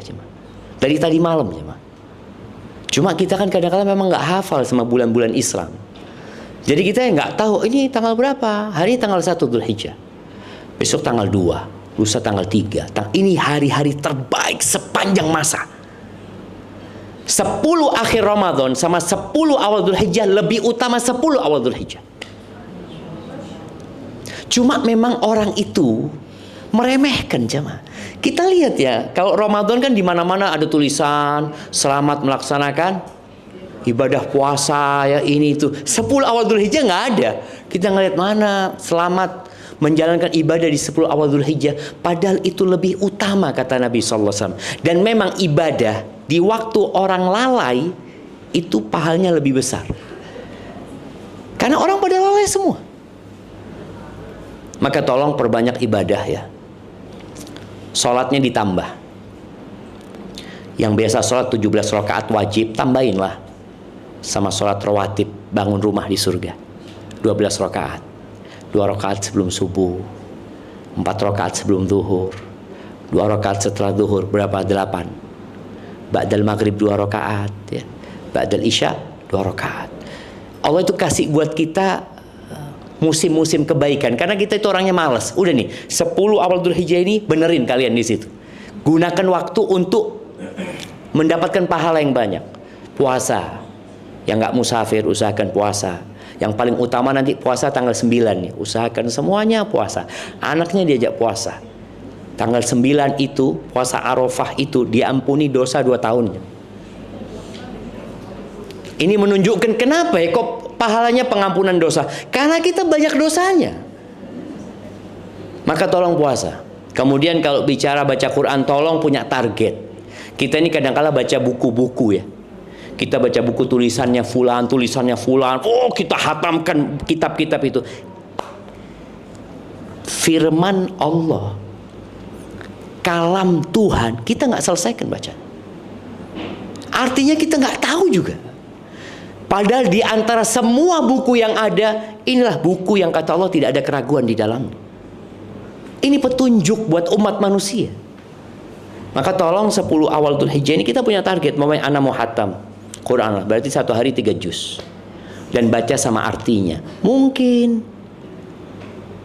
Apa yang nggak mungkin jamaah? Nggak ada yang nggak mungkin. Kalau kita mau, Allah akan bantu. Ketika nggak mampu, katakan la haula wa la quwata illa billah. Allah bantu hamba ya Allah. Bantu hamba ya Allah. Kurban ya. Kurban ini termasuk ibadah harta yang paling mulia. Tadi kan kita ada sedekah, kita bangun masjid. Ini berkurban. Makanya Allah katakan kepada Nabi SAW, Inna a'tainakal kautsar. Sesungguhnya kami memberikan kepadamu nikmat yang banyak. Al-Kautsar itu juga nama sungai di surga buat Nabi SAW. Apa yang harus dilakukan kalau dikasih nikmat? Fasalli li rabbika wanhar. Salatlah untuk Tuhan. Dan sembelihlah. Dan usahakan bapak-bapak kalau bisa nyembelih sendiri. Baik, bicara nyembelih ini, kita tahu korban yang paling mulia itu 1 ekor onta buat 1 orang. 1 ekor sapi buat 1 orang. 1 ekor domba buat 1 orang. Setelah itu baru 1 ekor onta untuk 7 orang. Dan Allah tidak menerima daging dan darahnya. Yang diterima adalah ketakwaannya, maka niatnya. Ada orang korban 1 ton, 2 ton mungkin sapi dia. Yang Allah nggak menerima bobotnya. Yang diterima ketakwaan. Maka tolong yang punya kelebihan harta, potong di rumahnya. Rencana Bapak Menteri potong berapa di belakang ini? Di kantor aja. Nah, kadang-kala kita potong sama keluarga kita, nggak ada orang tahu, nggak perlu orang kampung tahu. Kita punya 1 domba kita taruh belakang rumah kita, yang ini oke, ini yang dipublish, ini yang dipublish. Tapi aku punya sesuatu yang aku potong sendiri buat Allah Azza wa Jalla. Nggak perlu ada yang lihat gitu loh jamaah. Potong Bismillah, Allahu Akbar. Baru setelah itu panggil orang untuk ngulitin. Kita yang nyembelih, orang suruh ngulitin, nggak apa-apa. Nah, ini bicara kurban ya. Nah, kemudian kalau bicara kapan kita dilarang untuk, jadi ada satu syariat Ya, sebagian ulama tidak mengatakan haram ya, tapi makruh, lebih baik jangan kau lakukan itu. Memotong kuku dan memotong rambut sampai hewan kurbannya disembelih. Jadi kita itu seperti merasakan orang yang sedang haji. Orang haji itu kan nggak boleh ini, nggak boleh itu. Kita juga sama, nggak boleh itu di sini. Sampai kita sembelih kurban kita. Itu kapan dimulainya? Memang dimulai ketika kita punya hewan kurban. Kalau cuma niat belum ada hewan kurbannya, maka nggak perlu dia menahan diri. Karena boleh jadi nggak jadi dia gitu. Dia kan cuma insya Allah lah.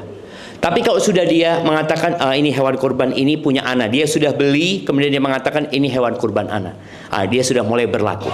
Walaupun sebagian mengatakan ya kalau sudah niat ya bismillah lah, nahan diri gitu ya.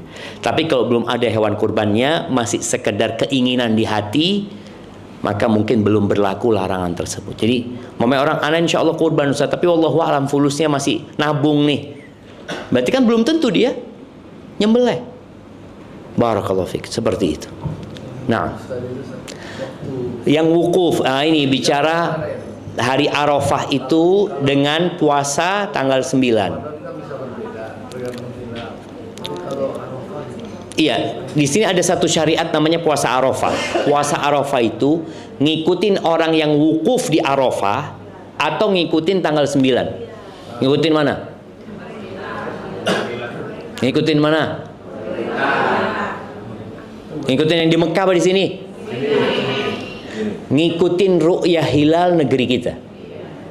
Kenapa? Sekarang baru ribut, Bang. Karena ada media. Dulu nggak tahu mereka kapan wukufnya di Indonesia, nggak tahu gitu loh. Sekarang kan baru tahu, oh kita wukuf sekarang gitu kan. Nah dulu kan nggak tahu. Makanya hitungan penentuan itu adalah hilal. Masing-masing negara. Karena itu yang bisa menjadi patokan gitu loh. Dan inilah agama kita ini cocok untuk sepanjang masa gitu loh. Jadi jangan sekarang, oh karena sekarang sudah ketahuan wukufnya, jadi kita nggak ikut lagi hilal. Tetap. Makanya ketika orang-orang bertanya kepada Nabi SAW, yas'alunaka 'anil ahillah. Mereka tanya, kenapa sih rembulan itu kok nggak kayak matahari? Matahari itu kan bulat terus, tapi bulan ini kok sabit, kemudian membesar, lalu mengecil. Apa kata Allah Azza wa Jalla? Qul hiya mawaqitu linnas wal hajj. Katakan kepada mereka, itu hilal Allah bikin seperti itu sebagai penentuan waktu-waktu ibadah buat umat manusia dan penentuan ibadah haji. Jadi kayak gitu. Jadi lebih utama. Jadi insya Allah kita akan berbeda dengan Arab Saudi ya. Arab Saudi mereka wukuf sehari sebelum kita. Berarti aman jemaah. Aman karena kita berarti puasanya tanggal 8, tanggal 9. Tanggal 8 kita puasa, tanggal 9 kita puasa. Di Saudi sudah lebaran kan. Kita tetap dapat 2 kebaikan. Aman insya Allah. Barakallahu fikum. Nah. Baik Ustaz. Kita menuju ke pertanyaan selanjutnya. Ketika seorang istri ingin membiasakan untuk meminta maaf pada suami setiap malam sebelum tidur, suami berkata selalu memaafkan dan ridho dengan istrinya. Hari berikutnya juga seperti itu. Bagaimana sebaiknya kebiasaan ini dilakukan agar tidak hanya menjadi kebiasaan biasa saja dan bisa tetap bermakna bagi keduanya? Kemudian jika istri diperintahkan untuk meminta maaf kepada suami dan meminta ridho, bagaimana dengan suami? Apakah ada juga? Apakah suami juga harus minta maaf gitu ya, minta keridhoannya istri gitu? Iya, begini. Jadi memang bukan tiap malam minta maaf ya. Jadi bukan rutinitas. Tapi ketika dia menyakiti suaminya atau dia disakiti suaminya, kan ada istri yang disakiti sama suami, suami salah. Ada suami yang salah. Si istri itu langsung minta maaf. Jadi nggak nunggu nanti malam aku baru mau minta maaf. Belum tentu umur kita sampai malam hari. Belum tentu. Tapi juga kadang-kala minta maaf yang tidak tepat waktunya akan membuat kita tidak dimaafkan. Nah, maka perlu milih-milih waktu. Kayaknya dia masih emosi, aku minta maaf kayaknya nggak bakal dimaafin. Ya sudah, tunggu sampai reda. Maka dalam Islam itu boleh tidak bertegur sapa berapa hari? 3 hari. Karena biasanya setelah 3 hari itu emosi itu akan udah turun gitu loh. Maka kita kadang-kadang langsung minta maaf, nggak ada maaf buat engkau. Itu hari pertama, hari kedua, hari ketiga insya Allah sudah mulai turun.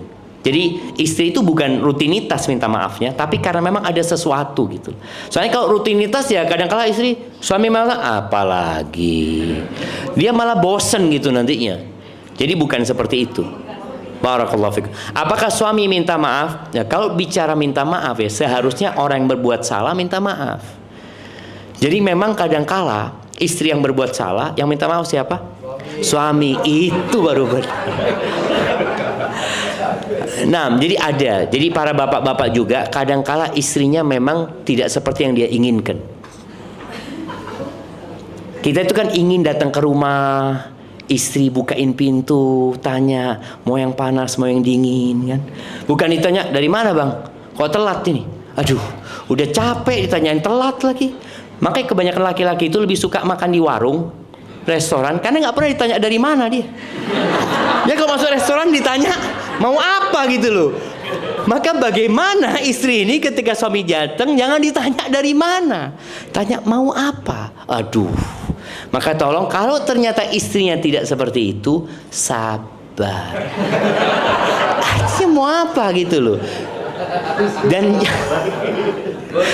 Dan ingat rumput tetangga. Nah, bersyukur ditambah nikmatnya bang ya, masya Allah. Ya rumput tetangga lebih hijau dari rumput sendiri. Jangan pernah membandingkan pasangan hidupmu dengan orang lain. Jangan pernah. Dan bapak-bapak, ibu-ibu ya. Nah, jangan pernah membandingkan anakmu dengan orang lain juga. Jangan. Karena kita akan menanamkan iri dan dengki dalam mereka. Barakallahu fikum. Nah. Barakallahu Ustaz. Masih banyak Ustaz, mohon bersabar pertanyaannya. Kan memang ujiannya kalau mau bahagia, bersyukur, bersabar. Ini termasuk harus bersabar. Baru ridho dan syukur ya Ustaz. Baik, pertanyaan selanjutnya. Atau bapak-bapak mungkin ada yang masih ingin bertanya sambil, kalau ada silakan sebelum ke pertanyaan ibu-ibu lagi. Belum ya? Bismillah. Assalamualaikum Ustaz, izin bertanya Ustaz. Waalaikumsalam warahmatullahi wabarakatuh. Bagaimana caranya agar kita bisa konsisten untuk bersyukur, bersabar, dan senantiasa beristighfar dalam kehidupan kita? Karena ketika keimanan kita turun, untuk bisa bersabar, bersyukur, dan istighfar sulit Ustaz. Jazakallahu khair Ustaz, barakallahu fiik. Masya Allah. Iya jemaah, iman itu naik turun memang. Kalau bicara bagaimana supaya kita bisa istiqomah ya, agar kita bahagia ya, maka yang pertama adalah dengan meyakini bahwa hidup itu seperti itu. Karena kalau kita selalu idealisme ya, kepinginnya selalu seneng, kita nggak siap, susah. Padahal Allah Azza wa Jalla sudah mengatakan wala nabluwannakum, pasti kata Allah kami memberikan bala kepada kalian. Minal khauf, rasa takut. Takut dengan masa depan, takut dengan anak-anak nanti gimana. Ada kekhawatiran dengan masa depan, dan itu ujian dari Allah Azza wa Jalla. Wal ju', kelaparan, wa naqsin minal amwali wal anfusi wath thamarat, kekurangan orang-orang yang dia cintai, kekurangan harta, kekurangan buah-buahan. Wa basyiris sabirin, berikan kabar gembira kepada orang-orang yang sabar. Ketika kita punya keyakinan hidup ini adalah ujian dari Allah, kita akan siap menghadapi apa saja. Itu yang pertama. Yang kedua, agar kita istiqomah itu memang berdoa. Tidak ada jalan yang lebih pintas ya untuk menempuh ke sesuatu yang kita inginkan lebih daripada doa. Maka terus baca doa, minta sama Allah. Jangan cuma minta rizki saja. Coba tanyakan kepada diri kita, kita itu pernah minta iman sama Allah? Minta iman. Pernahkah kita minta rasa takut sama Allah? Nabi itu minta sama Allah. Beliau mengatakan, Allah maqsim lana min khasyatik. Ya Allah, berikan kepada kami rasa takut kepadamu, yang dengan itu kami terhalangi dari berbuat maksiat. Orang kalau nggak punya rasa takut, ya udah, dia nggak akan benar hidupnya. Maka minta kepada Allah rasa takut. Kemudian wa min ta'atika, minta kepada Allah ketaatan. Ya Allah, bantu aku untuk bisa taat kepadamu, yang dengannya kau sampaikan aku ke surgamu. Wa minal yaqin, dan minta keyakinan kepada Allah yang dengannya musibah-musibah dunia akan ringan jamaah. Sebesar apapun musibah dunia itu remeh sebenarnya. Maka kita minta kepada Allah keyakinan itu. Jadi yang kedua adalah berdoa. Yang ketiga supaya kita istiqomah itu baca Quran. Kita itu kadang-kadang lebih sering buka handphone kita daripada baca Quran. Maka coba mulai hari ini ditetapkan setiap mau buka handphone, buka Qurannya dulu. 1 ayat nggak apa-apa. Baca 1 ayat, kemudian baca grup. Kemudian buka yang ini. Jadi kita ini harus berusaha untuk mendidik jiwa kita sendiri. Quran dibaca. Kemudian yang keempat yang membuat orang bisa istiqomah itu kawan-kawannya. Kalau kawan-kawannya ini senantiasa mengingatkan kepada kebaikan, insya Allah dia akan istiqomah. Boleh jadi dia jatuh, kawan yang ngelihat, ayo sini naik engkau, kata dia. Ada yang narik gitu. Karena ada sebagian kita yang, aduh capek aku, ini itu, ayo. Dan ada kawan-kawan yang setan.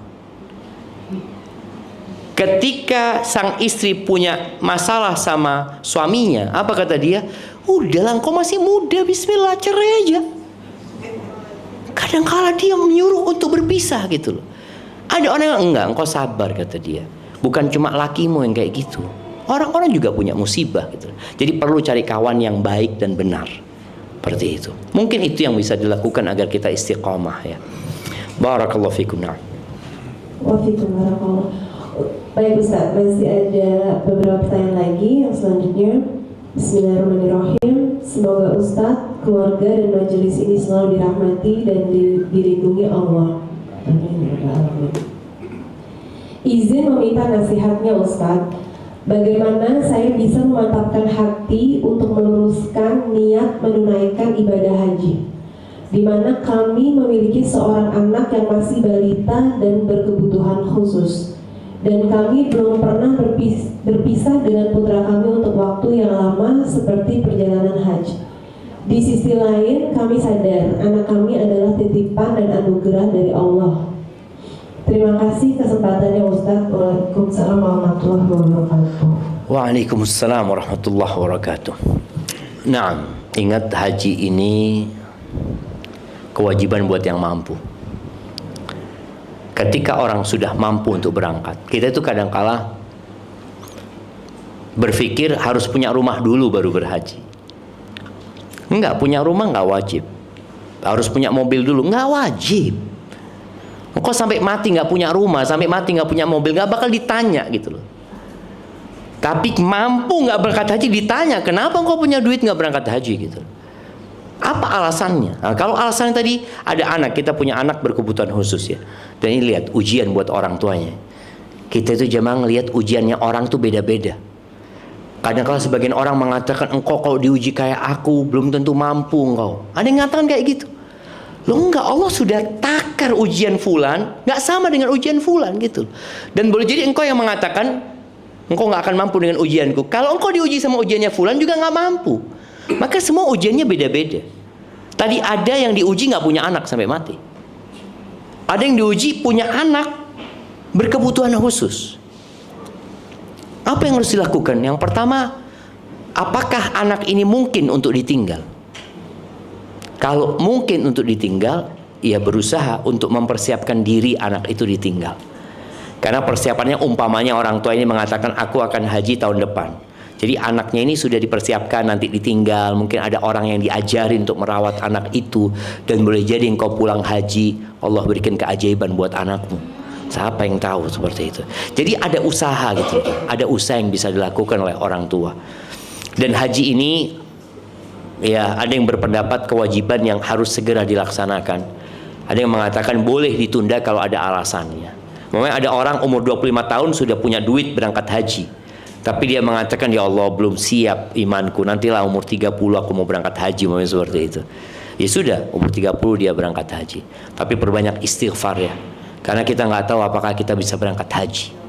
Urusan dunia nggak ada selesainya, nggak ada selesai. Kita itu harus mengatakan selesai, aku mau berangkat haji.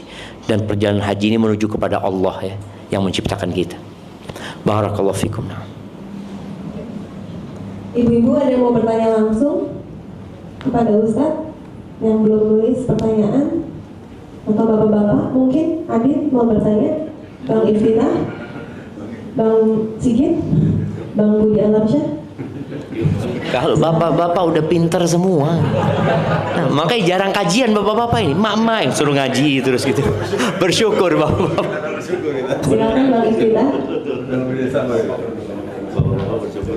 Assalamualaikum warahmatullahi wabarakatuh. Waalaikumsalam warahmatullahi wabarakatuh.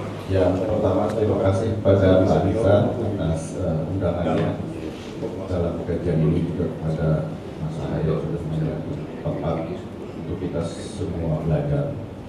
Terima kasih juga kepada Ustadz atas ilmu dan pengalamannya, sharingnya. Tadi kami ada yang mengenal terkait dengan kebahagiaan itu letaknya ada di hati, dan itu yang memang juga saya yakini sebagai sebuah letak keadilan Tuhan, keadilan Allah.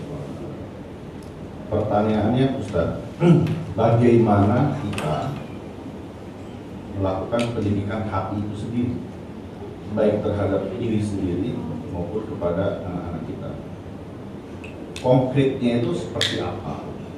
Karena di dalam sekolah formal itu kan ada keterbatasan. Yang diajarkan selalu yang sifatnya tangible, yang kelihatan wujudnya. Sementara hati itu kan tidak kelihatan. Bahkan dibahasakan dalam Quran itu yang tersembunyi dalam rongga dada. Nah, ini seperti apa konkretnya? Ukurannya seperti apa?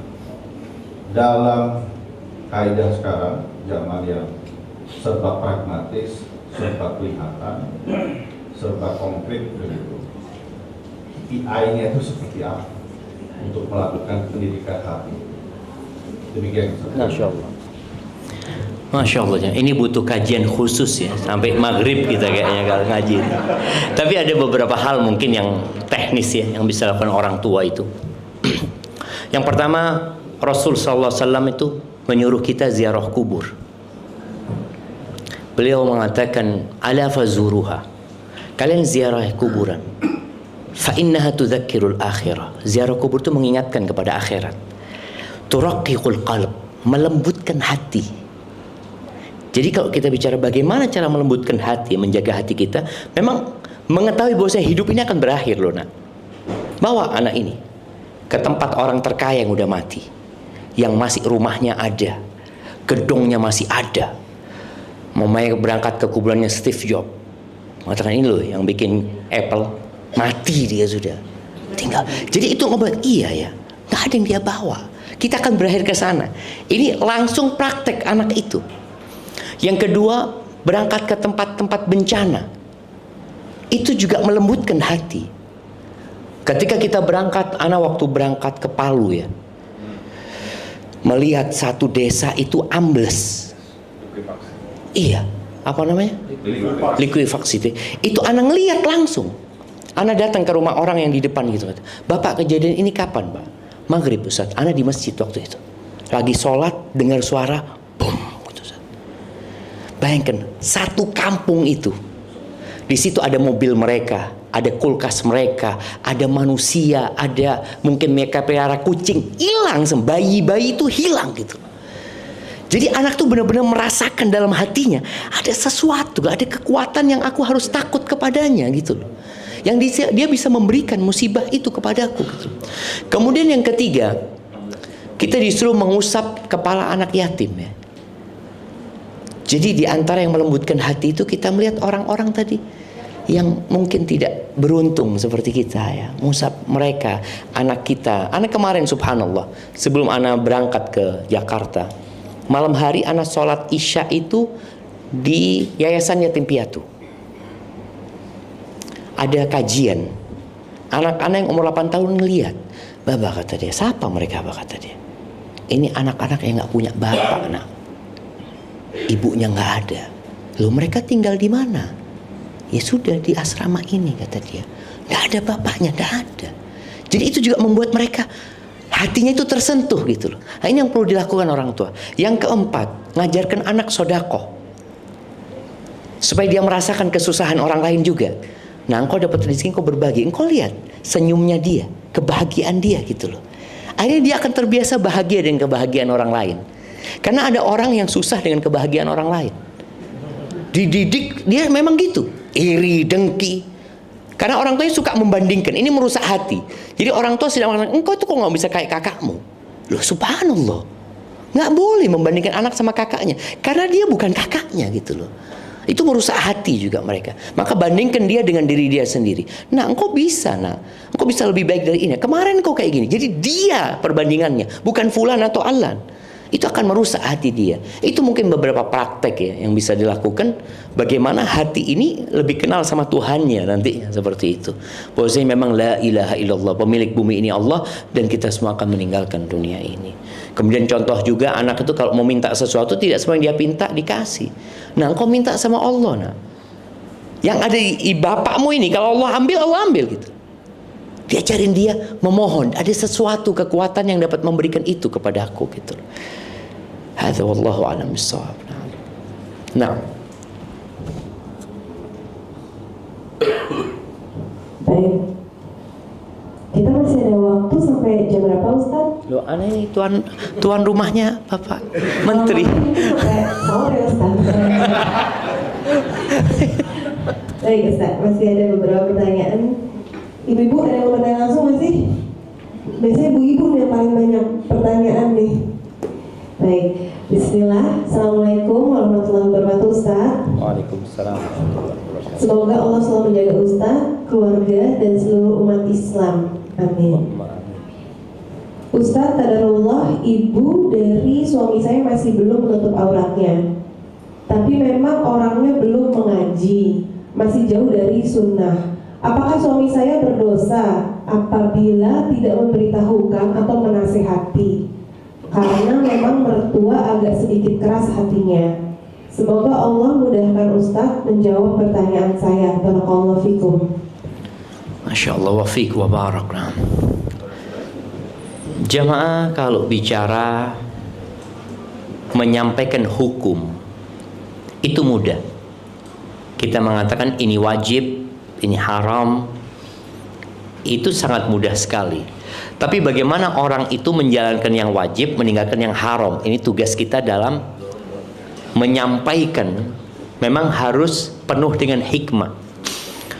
Kalau bicara orang tua tadi yang belum ngaji, dia nggak akan berpikir untuk menutup auratnya, dia nggak berpikir memakai jilbab. Maka prosesnya itu bagaimana melembutkan hatinya tadi, diingatkan bahwa dia akan mati gitu loh. Ibu ini bakal mati loh Bu, semua yang ibu kumpulkan bakal ditinggalkan. Maka proses ini perlu dilewatin. Setelah itu mungkin duduk sama ibunya baca Quran ya, termasuk yang melembutkan hati itu baca Quran. Diajak ibunya bukan menutup auratnya dulu, imannya dikuatin. Bayangin ya, 13 tahun di kota Mekah, istri Nabi itu nggak ada yang pakai jilbab. Tahun pertama di kota Medina nggak ada yang pakai jilbab. Nah, Aisyah nggak pakai jilbab, Hafsah nggak pakai jilbab. Sampai tahun keempat ada khilaf di antara ulama, turun kewajiban jilbab. Baru mereka pakai jilbab. Jadi ada proses menanamkan keimanan, bukan hanya mengetahui hukum.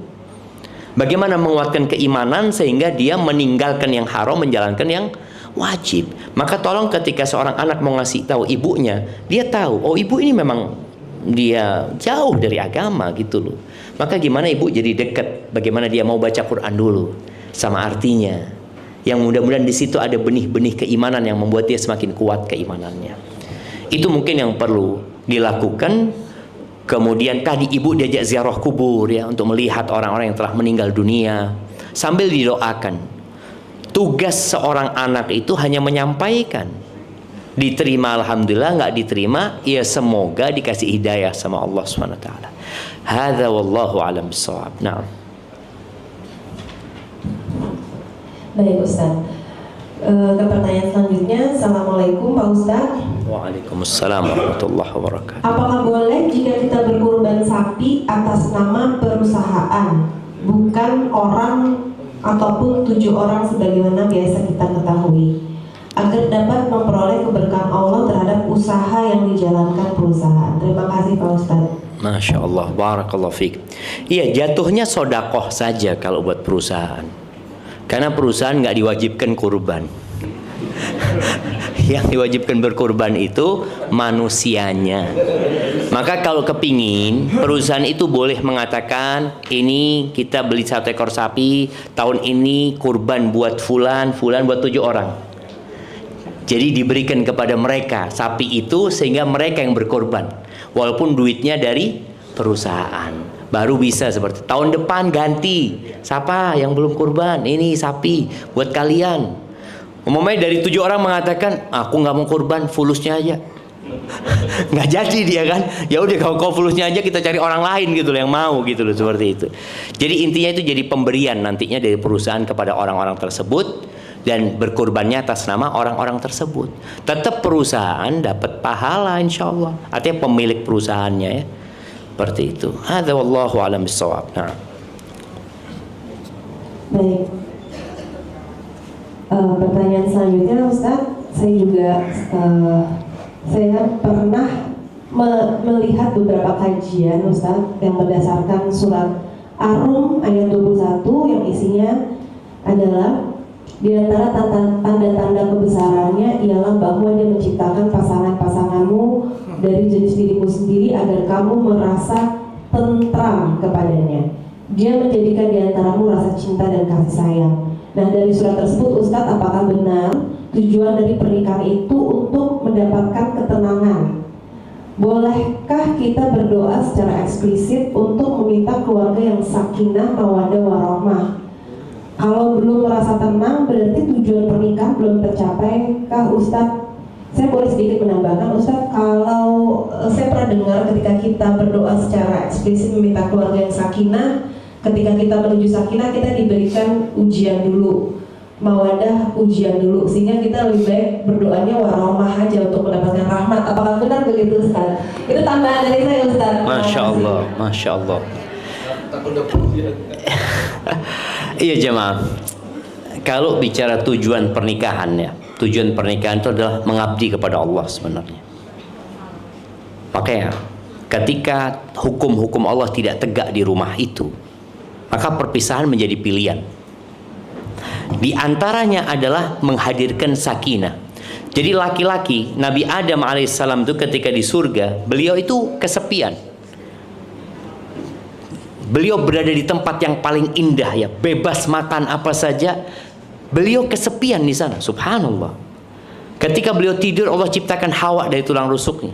Ketika bangun, ini ceritanya Ibnu Abbas radhiyallahu anhuma, ketika bangun dilihat ada perempuan, jadi tenang, condong kepada perempuan ini. Makanya pernikahan itu nggak harus ada cinta. Ingat, pernikahan itu adanya kecocokan. Kecocokan itu Nabi SAW sudah menyebutkan, wanita dinikahin karena 4 hal. Karena cantik, karena kaya, karena bangsawan, kemudian yang keempat, karena agamanya, karena akhlak dan agama dia. Maka kalau ingin bahagia, ingin sakinah, carilah wanita yang akhlaknya mulia, yang agamanya baik gitu loh, bukan yang cantik. Karena terus terang kalau bicara wanita cantik itu, bapak-bapak nih, wah, lelaki itu, bukan lelaki, manusia itu melihat sesuatu yang belum dia miliki, tidak dalam wujud aslinya. Camkan ini. Camkan ini. Camkan ini. Bahwasanya kita itu melihat sesuatu yang belum kita miliki tidak dalam wujud aslinya. Umpamanya, kita kepingin tas, mama nih, ngelihat tas ya, belum dia milikin. Ya Allah, bagus banget tasnya. Sampai mimpi-mimpi dia aja. Ketika dia beli, biasa aja. Udah dia milikin, biasa aja udah. Maka kita kenal ditipu dengan keinginan. Padahal sebenarnya tidak seperti itu wujudnya. Suami kayak gitu. Sebelum nikah, aduh ngelihat calon istrinya lewat, ya Allah, kayak rembulan dia, ya Allah. Udah nikah, kok biasa aja. Subhanallah. Jadi memang kita melihat sesuatu yang belum kita miliki tidak dalam wujud aslinya. Makanya kalau bicara pernikahan tidak harus ada cinta.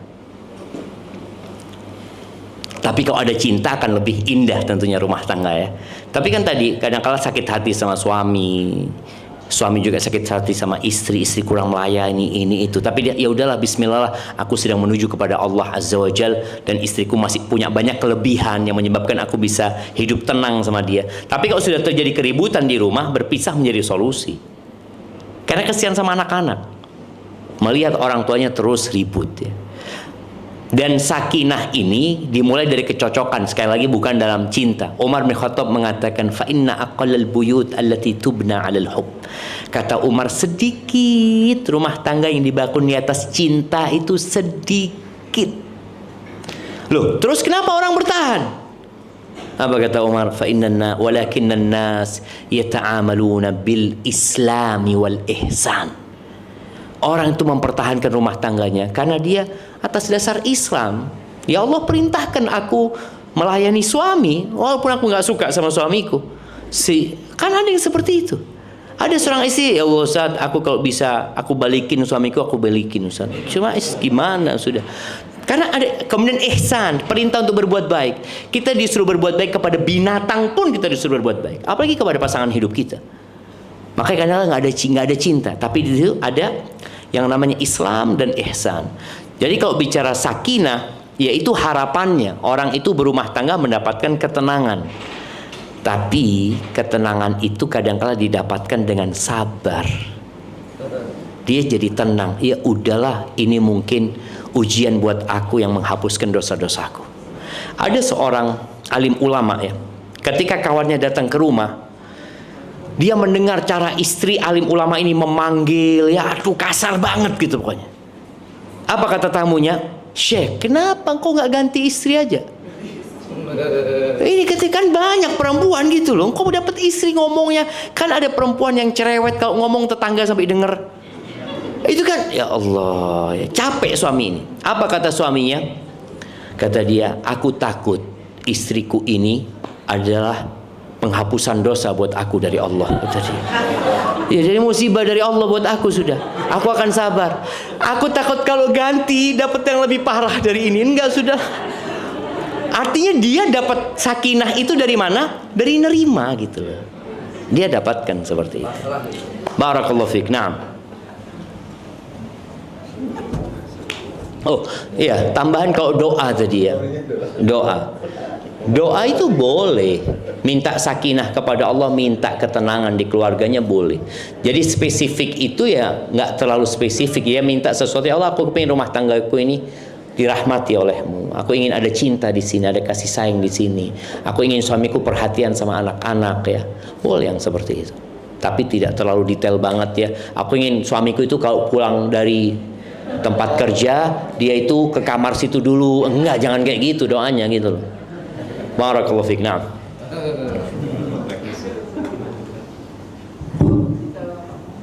Baik Ustaz, sudah habis pertanyaannya Ustaz tadi. Dalam kode untuk terakhir. Masya Allah. Dari tadi nunggu kapan pertanyaan terakhir yang ada. Selanjutnya. Kapan pertanyaan terakhir? Padahal masih ada sebenarnya tadi. Saya mau nanya lagi tapi udah nggak boleh sama review Ustaz. Alhamdulillah. Baik jemaah. Sebagai penutup ya, ada sebuah doa yang Nabi SAW bacakan ketika beliau kumpul sama sahabatnya. Mungkin kita baca doa ini. Semoga majelis kita diberkahi sama Allah Subhanahu wa taala. Allahumma lakal hamdu kulluh wa lakal syukru kulluh wa ilaika yurja'ul amru kulluh. Allahumma salli wa sallim ala nabiyyina Muhammad. Allahumma qsim lana min khasyatika ma tahulu bihi bainana wa baina ma'asik. ومن طاعتك ما تبلغنا به جنتك ومن اليقين ما تهون به علينا مصائب الدنيا ومتئنا بأسماعنا وأبصارنا وقواتنا ما أحييتنا واجعله الوارث منا واجعل ثأرنا على من ظلمنا وانصرنا على من عادانا ولا تجعل مصيبتنا في ديننا ولا تجعل الدنيا أكبر همنا ولا مبلغ علمنا ولا تسلط علينا من لا يرحمنا ربنا آتنا في الدنيا حسنة وفي الآخرة حسنة وقنا عذاب النار وسبحان ربك رب العزة عما يصفون وسلام على المرسلين والحمد لله رب العالمين. Ditutup. Sudah. Tutup ya.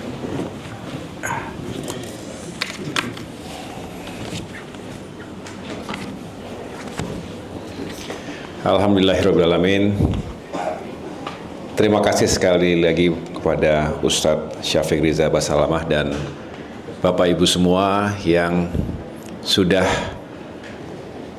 mengikuti acara kajian ini.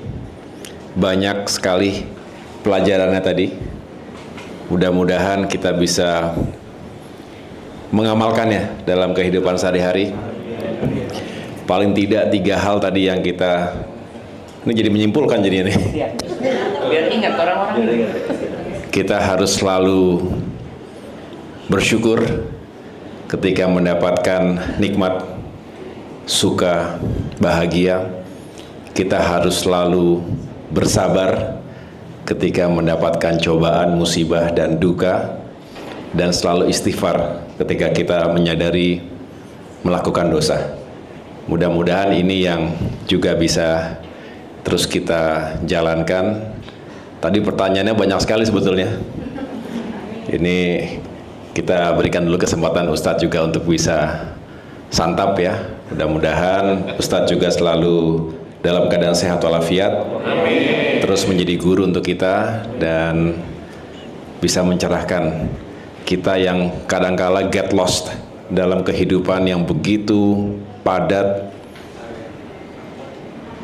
dinamika, apalagi di politik itu juga kadangkala kita suka tersesat begitu.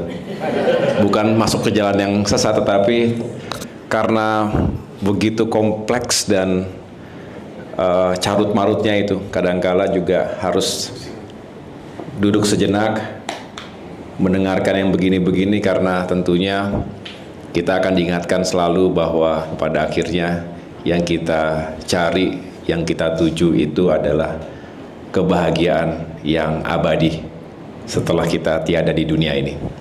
Jadi luar biasa apa yang disampaikan tadi, mengingatkan kita semua agar tetap rendah hati, tidak pernah merasa tinggi, hebat, tidak ada apa-apanya kita semua. Begitu dikasih sakit saja kita sudah mengeluh, dikasih cobaan kita sudah meronta-ronta, apalagi kalau dikasih musibah yang lebih besar lagi. Itu saja Pak Ustadz, terima kasih sekali lagi. Bapak Ibu sekalian, semoga barokah semuanya ya. Amin. Kapan lagi kita bikin gini? Bulan depan Ustadz. Kenapa? Ya terserah, yang penting kalau udah sabarnya habis baru kita bikin ini lagi. Sabarnya habis baru kita bikin ini lagi. Ya. Ya. Ini yang di belakang itu mukanya sabar semua, yang di sini bersyukur semuanya nih, Bro. Saya lihat mukanya bersyukur semua. Ada kalau bersyukur nikmat ditambah. Nah, kalau bersyukur nikmat ditambah katanya. Baik, terima kasih. Wassalamualaikum warahmatullahi wabarakatuh.